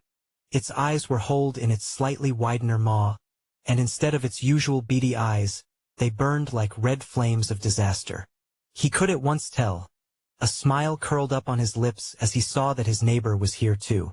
Void really does consume the soul of every monster I kill. The fact once again settled deep within his mind. Northern heaved a great sigh and looked around. This was overwhelming. Chapter 213, Future Farmers of Talent Fragments. Where do I even start from? As far as logic went, these were all souls for now. He could summon his clones and decide to make each one of the souls dwell in his clones. But it was not a permanent thing. Once the clone died or returned, the soul also leaves and he'd have to summon and merge them again to achieve the same results. Honestly, that was a lot of hassle for him. But in order to permanently merge them, he needed to continually cultivate his cloning talent and... Wait. Am I not thinking about this the wrong way? Northern looked around intensively, then began to mutter to himself. The moment they become singularity, I won't gain talent fragments when they kill monsters since all that is going into soul fragments. On the other hand, if my clones become the monsters, they'd definitely be stronger and that would go a long way in farming talent fragments. The one thing Northern needed the most right now was a constant supply of talent fragments. He should hunt more and get more since that was his certified method of getting stronger without necessarily needing to rise in rank. With enough talent fragments, he could evolve the cloning talent even further than the second stage. He could also evolve Soul Eyes, and see how far it can go. The more he grows, the more talent fragments he would need to grow. While the idea of having a couple of powerful and independent monsters was sweet, having an army of monsters to constantly farm talent fragments for him was a brilliant and reasonable idea. Or, at the very least, I should see what the multiple clone route can do. Northern had chosen the single clone route which gave birth to Dark Terror. Night Terror. He let out a deep sigh and looked around the horde of monsters. At the very least, I should add Call and that my neighbor over there to the list of void summons I have. From there we can now begin to experiment. Hence came his objective. He really wanted to rank up, become a nomad and then a master as soon as he could. He felt like becoming a master would put him on a different league, of course. That feeling was owed to Raven's explanation. But he wanted to carefully do this.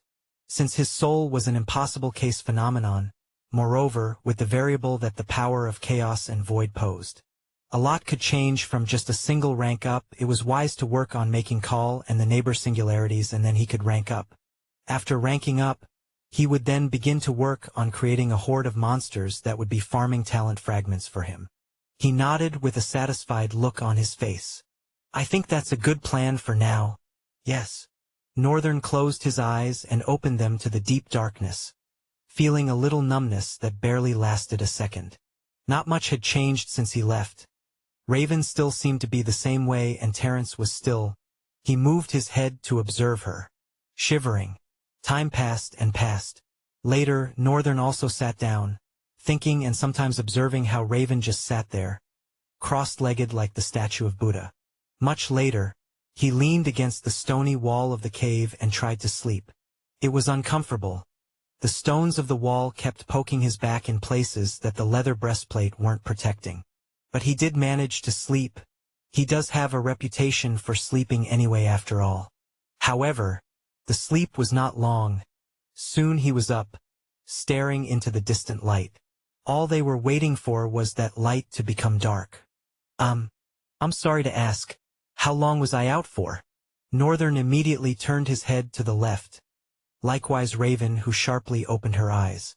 "You're back," she said softly, then gracefully smiled at Terence. "Yes, I'm back. Light." Northern, baffled, asked, "Back from where?"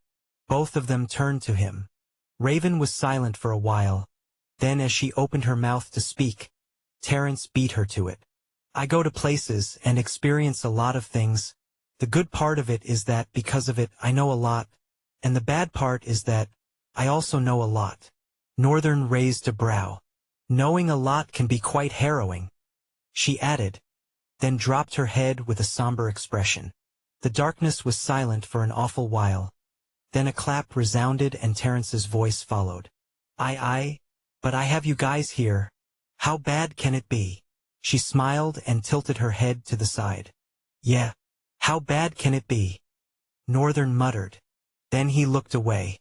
Following that, Raven turned to Terence and placed her hand gently on the oracle's head. "Do you want to talk about it yet?" Terence shook her head, causing her white short hair to flutter around her head. "Not yet." She paused and took note of their surroundings. "I see we have made it to the cave. Having to cater while outrunning danger must have been quite annoying," she said, leaning her head a little to look past Raven and see Northern, who folded his arms and looked away. "It wasn't quite," he retorted in an almost mumbling tone. Terence smiled and looked at Raven. "I hope you didn't do anything crazy this time around." Raven folded her arms, was silent for a few seconds, then said, "I knocked out a couple of men and stripped them naked." "You what?" Northern and Terence exclaimed simultaneously. Raven nonchalantly looked at Northern and looked at Raven, then she responded, with no iota of emotion in her voice. "What? They have the clothes we need to blend in. Light, you can't just strip guys? Didn't you feel awkward doing it?" She closed her eyes and replied with an indifferent face. "What's there to feel awkward about? They are just men." Northern stared at her for a long while. "Ah, crap. What the hell is this girl? I feel wronged. I feel so wrong." Chapter 214. Alas, night has come. A couple of hours passed. Silence ensued between them after the recent outrage over Raven's nonchalant attitude towards men, which even after all they said, she didn't find to be anything special. She didn't think she had done anything wrong and just thought they were exaggerating.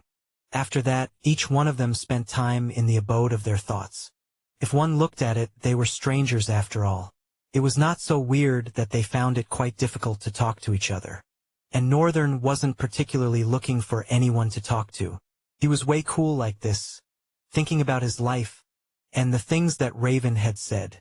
He lacks passion. What the hell does she even know? She doesn't even know me? Northern smacked his lips silently and frowned a little, glaring at the figure of a young lady, sitting with her legs crossed and her eyes closed. Terence was sitting next to her, hugging her legs and throwing stones softly into the darkness to see how quickly they disappeared and how long-lasting the sound was.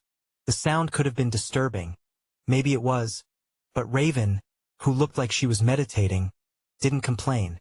Northern's thoughts were interrupted by it before. But what was he going to do? Tell her off? The wait was mind-tearing, incredibly boring. So it was quite understandable what she was doing. Even he dove into the limitless void a couple of times, would come out before he got too comfortable and forgot time. But alas, their long wait became over. Northern watched torturously as the light dimmed and faded into utter blackness. He looked at Raven, who was still silent. She refused to say anything. He turned his eyes to the entrance. The area where the hint of light was coming from was still slightly distinguishable from the darkness of the cave. Maybe she can still see. So he waited a couple of minutes more, closing his eyes and leaning his back on the wall while seated. They had been waiting for over 10 hours. Northern, I can't see. Northern opened his eyes and looked front. The darkness at this point was now indistinguishable. So she was waiting for when she wouldn't be able to see? Do you want me to summon a source of light? No. There are no guards around, but it's better safe than sorry. I don't know if you have noticed, the darkness around here is kind of difficult to penetrate. Northern raised his brows slightly. Wow, He was impressed. For someone that couldn't see in the dark, she had quite the keen perception. The only reason why he could tell was the unseeing eyes. Northern sighed. You are right. Stand up then. I'll lead us to the entrance. Thank you. She didn't need to, but she still did anyways.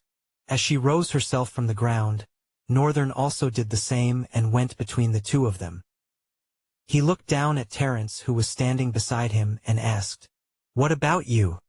I don't know. Seeing in this darkness is tough, but I'm not totally blind like Light.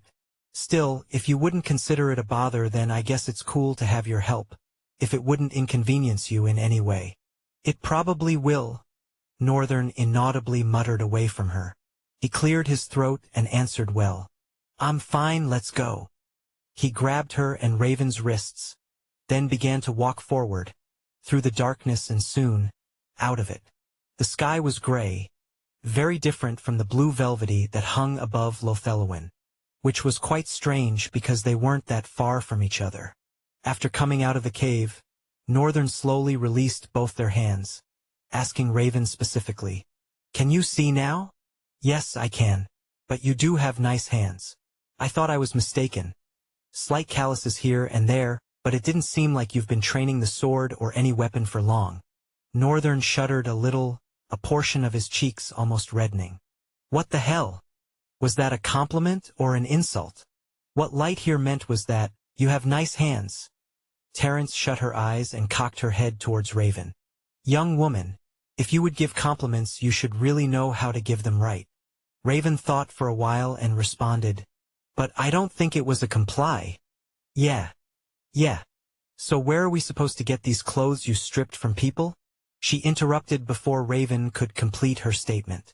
Raven, not minding, just pointed to the left side of the cave. Then she went closer to it and bent down, easily lifting away a large stone she had used to cover the place. Northern narrowed his eyes for a while. For a girl, that's a lot of strength. He watched her bring out the stack of clothes and separate them. While watching her separate the clothes, a thought suddenly entered his mind. Wait, you didn't kill these people, did you? No, I didn't, Raven responded curtly as she sorted out the last of the clothes and stood up. She looked at Northern as his voice resounded again. Then what happened to them? Even if you knocked them out, I'm sure they would've. Northern paused, frowned, and looked at Terence, who went bug-eyed and vigorously shook her head. Ignoring her, he went on, Raven standing, indifferently before him. What I mean to say is, they would definitely have woken up. You just knocked them out. Raven blinked for a couple of seconds and then looked down and muttered, I see. Her face becoming dark. At that point, Terence just turned away, mumbling, I warned you. You see. Northern's hoarse tone subtly rose with a little harshness. She raised her head and stretched the clothes, which looked like a piece of rag to Northern. Take your clothes first. Reluctantly, Northern moved his hand to collect the cloth. As his hands touched the cloth, Northern suddenly felt a mountainous movement. He wasn't looking up, but it looked like an entire mountain was about to move its hand and crush him beneath its massiveness. Hence, in that instance, he flew back in a blur, only to raise his eyes and see Raven's hand in the air, outstretched to grab. It had moved with such a maddening speed that smoke was oozing from her palms. She looked at her unoccupied hand, widening her eyes a little. Wow! You saw that coming? Northern frowned grimly. Cut me the crap. What were you about to do now? He yelled. She smiled with her lips and mouth, then tilted her head. What else? I wanted to knock you out. Let's see if you'll wake up even after 10 hours. Chapter 215. Being a man is so hard. Ugh! Northern's hoarse voice rang out with an almost intimidating thickness. He grimaced at Raven.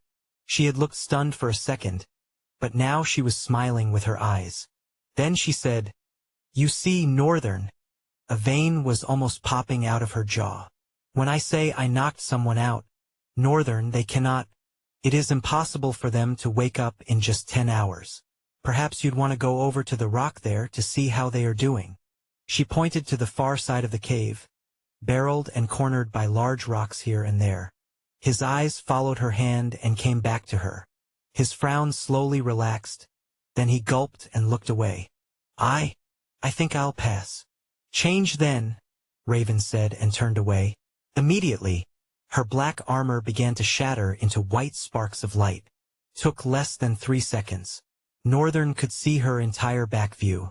He swung his head away instantly, face burning red. What the hell? He wanted to scream at her, but suddenly remembered how absurd this was looking. Technically speaking, even though he didn't feel older than her or seem so, he was.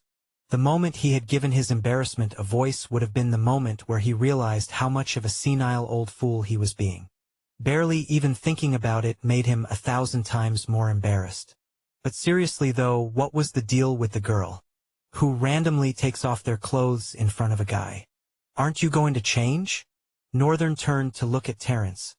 A turmoil of hotness flushed his entire body the moment he laid eyes on her. She was naked. Northern, in an even faster swing, shot his eyes away, hurrying back into the cave away from them. Was it because it was dark? Did they think he wouldn't see that clearly? What exactly had left them to freely change in front of him? Meanwhile, Terence paused, blinking. Then she looked down at her chest. Her face went blank in that instant. He didn't see us, did he? A pale smile appeared on her face.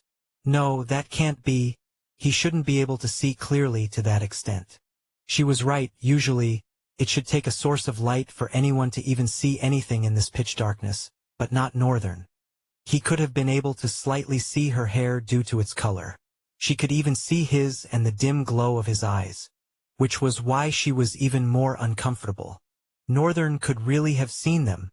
The poor guy, in the darkness, dispelled his armor and wore the mundane one he was given. After a while, he walked out of the cave, putting on a blank face, one trying to be void of emotion. And since it was pretty dark, it was easy. You're done, let's go then, Raven said. Then they began to go further, passing a rocky scape. Soon, their environs began to change from the rocky scape to a terrain of low brown grasses. Northern looked at his clothes again. He had been looking at it since they started moving. Mundane was not the word for this. It was practically a rag. He looked down at himself again, examining the supposed leather armor and dismayed by its shoddy construction. The seams were uneven, resembling the erratic scribbles of a child's drawing rather than the precise stitches of a skilled artisan. Loose threads dangled like forgotten tendrils, betraying the haste with which it had been assembled. It was a testament to a rugged and inexperienced craftsmanship, each imperfection a battle scar in its own right. I'm quite shocked. He raised his head and looked at Raven. What those guys were donned with items instead of mundane armor. Raven retorted indifferently, walking. It makes no difference. A little difference maybe, since they'd have suffered more and my entire hands could be drenched in their blood. Northern's face froze, his legs also did. He watched Raven uncaredly walk forward. How can she be so vile? Quickly he took his steps and caught up. He spared one more glance at Raven and gulped. Man, I'm beginning to have thoughts. After a while of walking, they were now in what looked like a forest. But compared to the forest of Lothelowin, this one was dry, just a woodland. Its trees were titanic and eerily intimidating, especially since they looked like they were hanging down from the gray sky. They had no leaves or any sort, nothing to show for their years of growth, except for their pressuring heights. Northern looked up, as more of these trees began to sprawl into their views.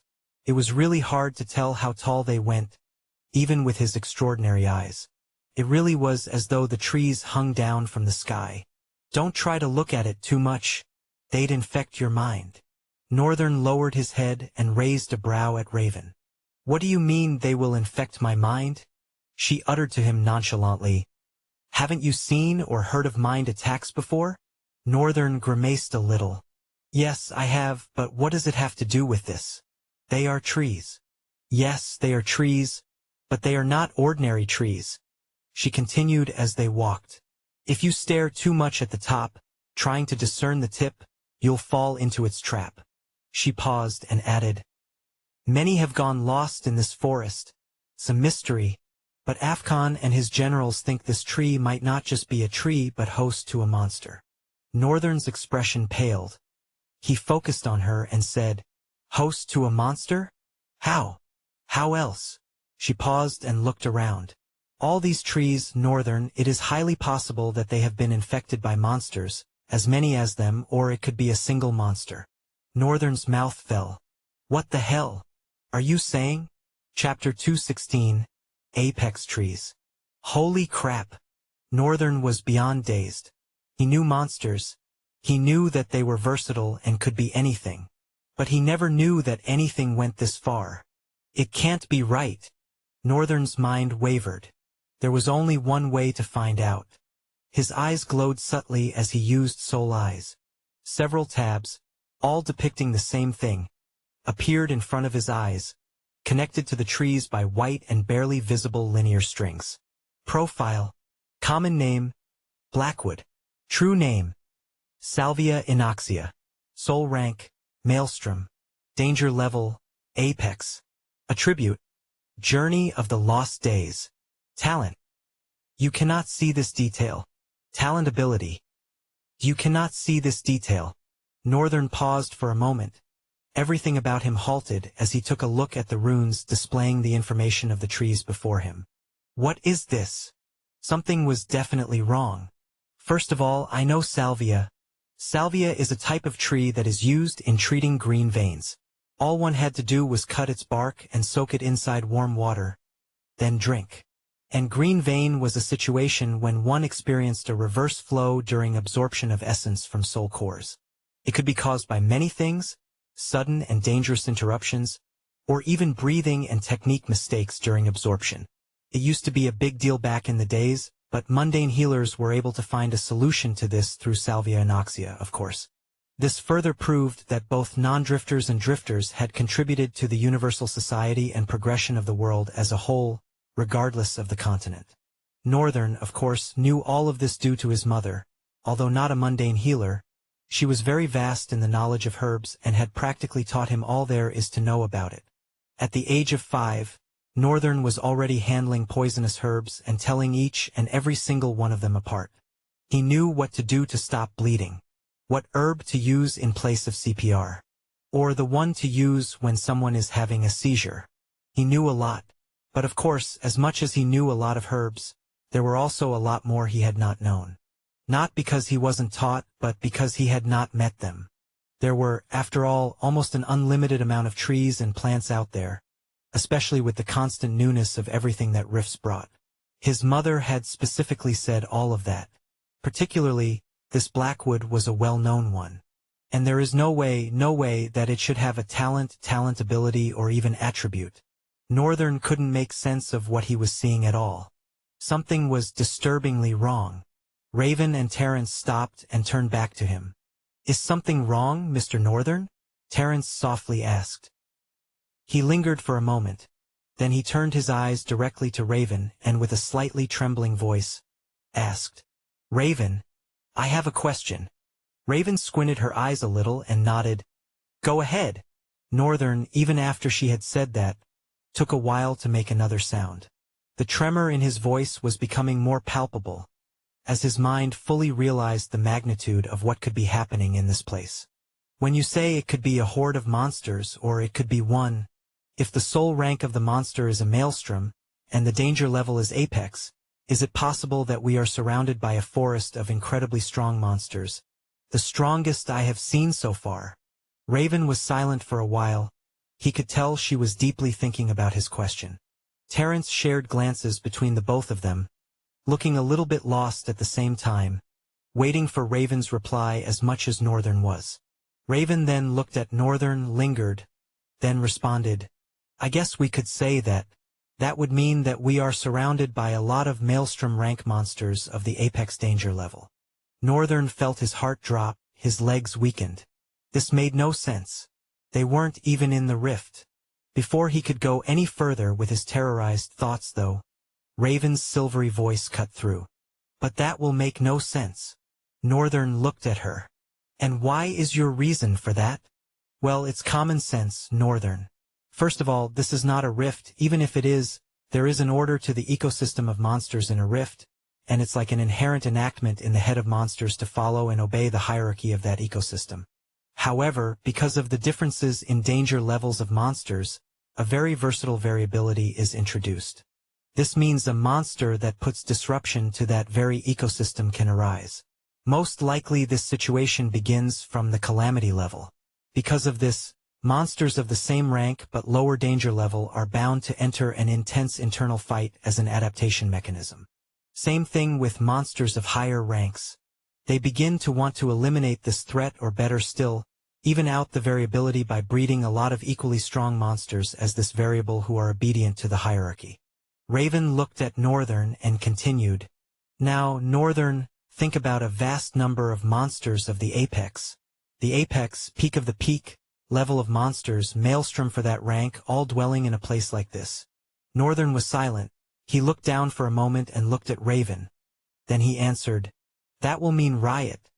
Each monster would be out for each other as a means of adaptation, I guess?" Raven nodded and added, "Since they are all apex have a behavioral pattern of leadership, reigning supreme wherever they are, the rank does not matter.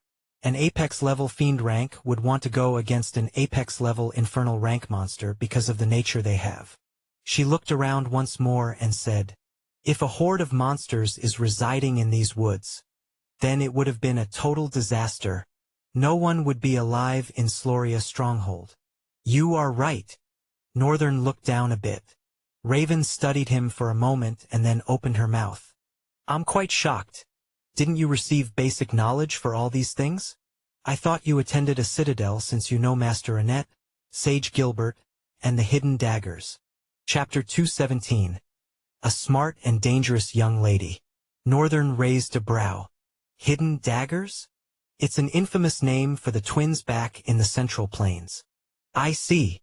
They were infamous. I did think them to be dangerous. Northern sighed and said to Raven, "I didn't go to any citadel. I met Ruffsberg the day I went for my talent evaluation test. And the next 2 days I was in the academy a couple of minutes later in the rift. My parents didn't really teach me anything about rifts. The plan was that I would learn all that needed to be learned in the academy." His voice grew somber for a bit. "I wonder if they know I'm not in the academy right now. My mother must be so worried. My father too. He might be a crackhead, but he's an amazing man." Northern raised his head, only to see Raven's eyes widened. Terence was wiping a tear away from her eyes. "That was so touching. Oh, bless all. You have a story to tell too." He tilted his head back and frowned in irritation. "What the hell?" Then he turned to Raven, his frown becoming dark and grim. "What?" Raven was silent first. She hesitated, then stuttered as she asked, "Wait, so you are saying you had no prior knowledge about anything regarding the rift or monsters or even anything? You didn't go to a citadel? Didn't have private tutors such as masters or sages train you in basic combat and prepare you for your first walking?" Northern shook his head. "I had none of that, but I trained my body a lot with my father, so yes, I can move the way I want to move, and I have seen him hunt a couple of times, so I have these ideas of how to stab and where to stab." Raven staggered back a little, shaking her head. No, this and that are two different matters, Northern." She paused, breathed, and continued. "You are telling me that you went into a rift, survived in it alone, and you had no prior knowledge or anything about how to survive in a rift?" Northern cluelessly shook his head. "No, I didn't." He looked at her. The young menacing lady was almost breaking apart from shock. "I know it's that bad. Can you stop being dramatic about it?" "No, Northern, you don't understand. You can't survive in a rift without being taught how to. It makes no sense. You should have died a long time ago." Northern's brows curved deeply. "Is that a curse?" "No, I'm not cursing you. I am just stating the facts because that's how it's supposed to be. To make things worse, it was a Tier V rift. Even a group of 3 drifters, 2 nomads and 1 master, will find it incredibly hard to overcome a Tier V rift. Only luck can help them. That level of rift is meant for a savant or sage, and you were able to do it as a walker." Northern looked away and scratched the back of his head with a smug grin. Well, it wasn't that easy for me either. The next part, however, not even him expected it. And you come out of it acting like a wuss? Northern, you should be the strongest person not just in our stronghold but in this continent right now. Why does it look like you're the weakest? Northern felt a sharp arrow of words pierce through his heart. He almost fell to his knees because of how harrowing the pain was. Grimacing, he glared at Raven. What the hell? Was all that drama just to insult me? Raven shook her head. Her face was dead serious, and her voice now calm as compared to the little raise from before. I was not insulting you. I'm just stating the facts. Yeah, sure, you bastard, he muttered the latter part. Raven shook her head, laying a pitiful gaze on him, and looked at the trees. Anyway, my words about it being a group or one was to throw you off. I wanted to check something, and it seems I confirmed it. Northern narrowed his eyes. You wanted to check something. What? Raven smiled. Do you get it now that this forest is being infested by just one monster, right? An incredibly dangerous one at that. An apex-level maelstrom. Northern nodded. Yes, you are right. The smile on her face grew a little bit wider. What? Northern inquired arrogantly. Those weird smiles of hers were beginning to piss him off. Her cheeks puffed as she smiled sincerely wider.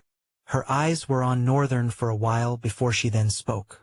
Her voice crept coldly, almost filling the entire atmosphere with a frightening frigidity. You, Northern, you can see the ranks and danger levels of monsters, can't you? You have a scout-type ability, don't you? Her questions struck Northern viciously. His heartbeat thumped super fast for a couple of seconds.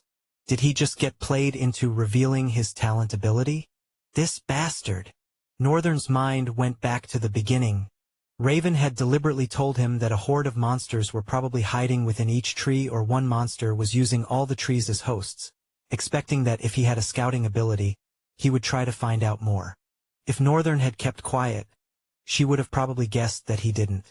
But he pressed the conversation only because before Soul Eyes, all the trees appeared as Maelstrom rank, which caused him to freak out. He wasn't expecting this at all. He was completely played. And the most annoying thing was, Northern frowned. It seemed to not have been once but twice. In the darkness, Northern couldn't help but feel that Raven just used the situation to find out if he had an ability relating to his eyes. Which meant that she had been planning this out from the beginning. Because it made no sense as to why she suddenly wanted to find out if he had a scouting-type ability. Except if she was driving towards something else. Northern's eyes narrowed to a slit. He glared at her. Cut me the crap. What are you trying to do here? Is this what you brought me for? To unravel my secrets. Chapter 218. Amazing Raven of the Kageyama clan. Northern was incredibly pissed at himself. To think that he was just slightly beginning to think otherwise of Raven. But now he felt like it was just her manipulative ways of making him relaxed. A tense silence hung in between the two of them for a moment. They were still in the dry wood, standing opposite each other, Northern glaring and Raven smiling coldly. Cut to the chase, will you? Raven lingered for a few moments before she started. Ellis Ruthsworn has a wonderful ability. I kept him out of all parties because of it. That guy is a gem that will be a crucial part of the army of the end. Northern's grimace only turned darker with every word that came out of her mouth. He tilted his head a little bit. What? Army of the end? What the hell is that? Raven looked up and smiled. It's the army I am creating. The one that will fight the rest of the Rift, fight Sloria, and return Stelia to its former glory. Northern's face grew pale with irritation. It's all these nonsense hero crap again. Only that now she seemed twisted. Raven suddenly clenched her neck, coughing and leaning on her knees. She coughed painfully a couple more times, such that Northern became a little bit worried. Then, with a hoarse voice, she said hurriedly, Terrence, I think I am under attack. Northern also heard it clearly. He looked at Terrence, who stood shocked, her eyes widened. She looked up and narrowed her eyes, then looked at Northern, then said with a trembling voice, Mr. Northern, this is bad. This is really, really bad. Eh? Do these guys think I'm a kindergartner? She's going to trick me all over again. Raven stood upright and steadily breathed. Then she looked seriously at Northern. As Northern stared back, he could now notice a deep and eerie emptiness in her crimson eyes. Before, her eyes were cold but full of purpose and confidence. Now they were almost looking lifeless. As much as he didn't want to admit it, his instincts told him the delusional hero was currently under a mind attack. But what sort of crazy mind attack is this? What purpose did it serve to achieve?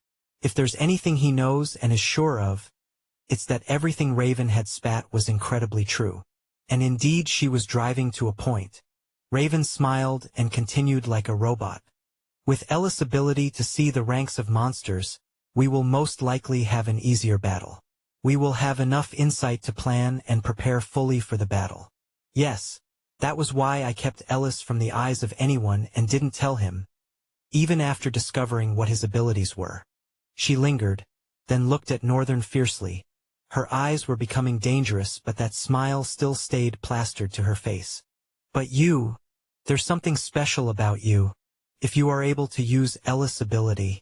After only meeting Ellis. You also spoke of Ellis being a true gem in the meeting. Raven suddenly frowned and grabbed her own neck, clenching it tightly.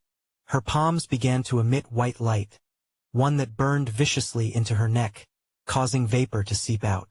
Terence, seeing Raven's desperate attempt to burn her own throat, suddenly dashed forward and grabbed Raven's hand. She tried to pull it away, but the hand didn't budge a bit. She strained and struggled with it, but nothing was happening, except the rising pitch of her strained groaning and the hissing sound of light burning Raven's skin and slowly searing further. A little help here. Would you like this crazy girl to burn her own throat? She shouted back at Northern. Northern stood dazed for a moment. Amazing! Damn! She's amazing! He could relate to how mind attacks work because he had been a victim of one himself, although he didn't know Call's danger level, but he was sure it wasn't Apex. He was very sure. So Call's mind attack on him was probably inferior to this one. Took time to happen, and he slowly sank into it without realizing. But this one seemed to have kicked in immediately when Raven started looking up into the trees. Which meant she was totally weak against mind attacks, unlike him who now had a resistance to it, not just his gloves because they weren't even on at this moment. However, what amazed Northern was the way Raven was able to jolt herself to reality to make them both know that she was under a mind attack, Terence in particular. And now, her body was completely moving on its own, frighteningly resolved to burn her throat if it meant she stopped talking. She was a crazy being. Very crazy. But I can't let her burn her throat. I, after all, have to hear all of that to the very end. Those were probably her secrets, something she didn't tell anyone, and something that had a lot of things to do with Northern. That would most likely mean that the mind attack forced one to reveal their deepest, darkest secrets in relation to a person. Northern was not sure. But regardless, he had to help. He shot forward in a flash and stopped abruptly in front of Raven, exhibiting her perfect and envious control of halting that made even Raven's eyes widen for a bit. "Leave her!" he shouted immediately, and Terence responded, jumping away as quick as she could.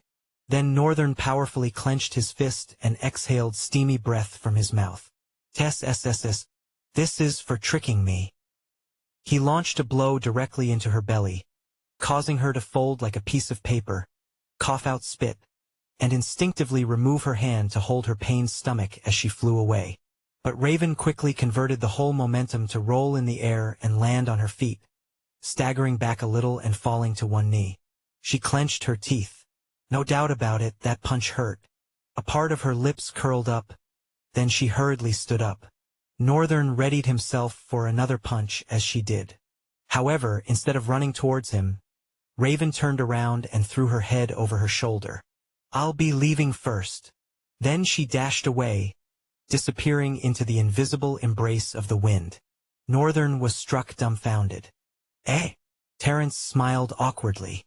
"Ah, looks like she ran away. But that means your punch actually managed to knock her back to her senses. Yay!" Chapter 219, A Fallen Star. Northern still couldn't believe it. even as he and Terence trekked out of the woods. Light has an overwhelming vulnerability to mind attacks. For a hero, that's quite ironic. Terence chuckled. I know, right? Light, she is just like every other person. She's just smarter, crazy, passionate, and good, very good. Northern studied her for a bit. You are sounding like you idolize her. The Oracle smiled gleefully. I don't care. I am her #1 fan. They were silent as they walked. Then, after a dozen seconds, Northern said, You are from this continent, aren't you? Yes. Terence responded. Even though you're probably our age, that's interesting. And you are a priestess at such a young age. Terence raised a brow. I'm not sure what you mean by, at such a young age. I know it's not much, but I'm pretty sure it's not what you call such a young age. Northern frowned curiously. Wait, how old are you? If it's all right for me to ask. I'm 21, what about you? She asked, looking at him. Northern's mouth opened, but no words came out. 21. Damn. I'm 15. Well, I did die at 25, so technically, 25 plus 15 is 40. Yeah, I'm older than her, but 40 is too far. Since you are so silent about it, I'm guessing you are very young. Let's see, since you are one of the people that accidentally came here with Raven, you are probably around 15 or 16. She paused and studied his face keenly as they walked, scrunching up her eyes. Then she nodded her head. Yes, I'll go for 15. You're definitely 15. Northern let out a galloping laugh. What makes you so sure? Terence smiled and tilted her head to the side, just like a vixen would do to ensnare her targets. The fact that you just stuttered makes me so sure. Northern looked at her for a while. This was probably the longest he had ever looked at her. And now he realized. She actually looks old. Terence acted like a child, had a very small stature and lean frame. She had a babyish face too and short white hair. So it was really hard to see the hint of adulthood that reflected in her eyes. Except one stared deeply like Northern just did. Truly realizing the vast difference in their age made Northern drown in embarrassment for how he had looked at her till now. He turned away for a moment to hide his shame as they continued to walk in silence again. After a dozen minutes or so, they were out of the forest. And far ahead, sprawled out a somber, decaying scenery. Shades of brown filled the opposite sides, the foliage withered and decaying, casting an air of melancholy over the surroundings. The cobblestone path was overgrown with weeds and withered vines. The stones cracked and displaced, a testament to the passage of time. Leaves and debris littered the ground, creating a carpet of decay that crunched underfoot. Ahead, a once grand torii gate stood as a skeletal remnant of its former glory. Its once sturdy wooden beams had succumbed to the relentless effects of weathering, splintered and rotting. Their vibrant red paint long since faded to a dull, lifeless hue. The gate's imposing size and intricate carvings, now obscured by moss and lichen, hinted at its former magnificence, but the ravages of time had left it a decaying behemoth, a haunting reminder of the impermanence of all things. The cold moonlight cast a subtle light that managed to chase stark shadows to the corners. But still, an impregnable darkness accentuated the gate's dilapidated state and the eerie stillness that permeated the scene. In the center of this scenery stood a young lady in rags for an attire. Despite her uncomely look, she stood like a fallen star beneath the weak glow of the moonlights. Quite imposing, and strangely beautiful. Looking at the lady, Northern was tempted to call her that. But it was not also hard to look at her with bitterness and scorn. She had played him, after all. As they walked closer to the scene, Terence's voice rolled out. I don't know if this is going to help in any way, Mr. Northern. She paused her steps. Northern also did the same and looked at her. Yes. Light did not trick you in any way. Of course, she has plans of her own, which she's not obligated to tell you or anyone, just like you two have plans of your own which you are not obligated to tell anyone. You also have to understand. She's smart, incredibly whimsical, and very, very perceptive. You'd be shocked as to how much she pays attention to details. So the things she said, those things she knew about you, weren't because she was trying to trick you somehow. She's just that smart. And I think it was her deepest secret because she didn't want to say it to you and hurt you. Northern was silent. He looked around and brought his face back to Terence. Then he asked, "How are you resistant to mind attacks?" Terence was a bit taken aback by the question. To be honest, it wasn't what she was expecting. She allowed a small smile and answered, "What do you expect? You said it yourself. I am a priestess." She walked forward but stopped and added, "Besides, with the kind of places I go to in my trances, it's inevitable that I have an indomitable mental fortitude." Northern nodded slowly. "I see." Terence smiled and walked away. And he watched her meet Raven. He stayed on his own for a couple of seconds before he walked forward. "It's not like that changes the fact that she might know that I have the ability to copy talents. If worst comes to worst, what would he do?" He had never thought about it because he never knew that someone would discover his ability. The world knowing that he could copy more than one talent and even turn it permanently to his own after ranking up was a big deal. He had never thought about what the consequences would be, but he knew they were going to be dire. Northern gritted his teeth and exhaled. "I'll deal with things one by one. For now, let's just focus on stealing the goddamn map from that sage." Chapter 220, Raven is Crazy. They entered the gate and proceeded through the decayed bush, in silence. But this time, the silence was very devastating. Because obviously there was tension between Raven and Northern, and none of them was saying anything about it. Terence seemed to be the only one suffering as a result of the tension. She wanted to just scream several times, but she just looked at both of them and smiled. She could easily tell that this was probably something they needed to sort out themselves. Whatever would flow out of it needed to flow out, for both their sakes and most especially for Raven. Because deep down, Terence felt she was also stupid and needed to grow up. But Raven was tremendously egotistic. The crazy part was she didn't even see herself as such. The things she did, her crazy way of handling people sometimes seemed like control, but she didn't see it as that. To her, she was just genuinely helping them to see their potential. Everyone had misunderstood her in the beginning, but now everyone had come to respect her, because her true intent was only what mattered in the end. Still, Terence felt it was time for Raven to start being more conscious about her character. She knew nothing at all. Nothing. And sometimes she too could be naive. All she needed to get played was someone way smarter and stronger than her. Terence was sure Raven would get played without even realizing it. She was a genius through and through, but she was a clueless one. Finally, after millennia of silence, Northern spoke. "I thought that we should have started seeing people by now." "No, we can't. This place is a backdoor for a reason." "Why? Why aren't there people?" Raven pointed over her shoulder with her thumb. "Isn't it obvious?" Her tone annoyed Northern, but he put up with it and glanced back. "The woods. That makes a lot of sense." Saying that suddenly made him realize something yet again. "Wait, Raven." Raven looked away quickly, like a dog that had been caught guilty. Northern scowled at her. "You knew. You knew about the woods. You knew what it was going to do, and you knew that you were going to be heavily affected by it." Raven turned to him slowly and sighed. Her face, of course, was still blank, devoid of any reasonable emotion, as if nothing mattered to her. "There was no other way," she said.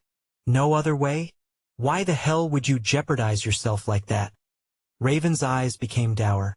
She looked down briefly and looked at Northern, flames of conviction igniting deep within her eyes. They were frightening. "I didn't expect that my deepest secret was going to be that. It wasn't really a secret. I was just skeptical of you finding out, since that would ruin a lot of things in my plan. But since when do you care about what I do to get to my goal?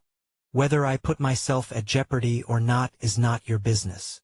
Northern stepped closer and stopped barely 2 feet away from her, glaring into her eyes. "Look, lady, I don't care what you do to yourself, but you are not the only one on this journey. You are not the only person whose life is at jeopardy. So stop haggling our lives with death," he yelled, almost groaning. His brows were tightly furrowed, and eyes gleaming. Northern was really angry. What if I didn't have resistance to mind attacks? What if I couldn't see in the darkness any more than an ordinary person should? What if it was all of that? What would you have done? He panted with his chest rising and falling. Northern, at this point, stuttered as his voice angrily rang. How? J just how? How can you trust someone you don't even know enough to bargain your life on them? It makes no freaking sense. Northern shouted, throwing his hands. He was right. It made absolutely no sense. Raven completely trusted him. Like she was so sure that he'd overcome those things. Was it because she knew something about him? Even if she knew his talents and that he could do it, it still made no sense that she would place her entire life and plans in his hands. Just like that, without even discussing it with him. Northern grabbed his head. Thinking about it was almost harrowing. Crap. It's barely even been a day since we started this journey. And I feel like it's been a year already. If all this could happen just in one day, what awaited him in the future? Northern was sure he would be mentally dead before he came. Because none of this girl's actions and thought patterns made any sense. It didn't make any sense at all. Crap. Crap. Northern. Raven tried to call softly, but Northern was still in his head. Crap. Crap. Crap. Crap. Northern. What? He screamed back to reality. What is it? Raven swallowed her spit. You're shouting, we are very close to the back of the stronghold, and Helena's abode is located there. If you keep shouting like that, it will only be a matter of time before she catches on to us, and our plan goes up in flames. She sternly made her point, even glaring at Northern. After hearing her, Northern recomposed himself and sighed deeply. I apologize for my behavior just now. I'm sorry, but I have one more question. Now that you mention it, remember you said we are here to do two things. Yes, Northern.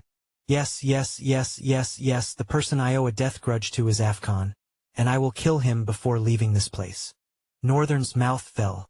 This time, even Terence turned her head to look at Raven with a stunned surprise. No, Light, you don't mean that. Afghan. She looked at the oracle. Yes, I do, Terence. Then she turned her eyes to Northern. They were burning with a ferocious amount of conviction. One could tell by the look in her eyes that nothing on this trial could make her think otherwise. She opened her mouth, looking right into Northern's face as she spoke.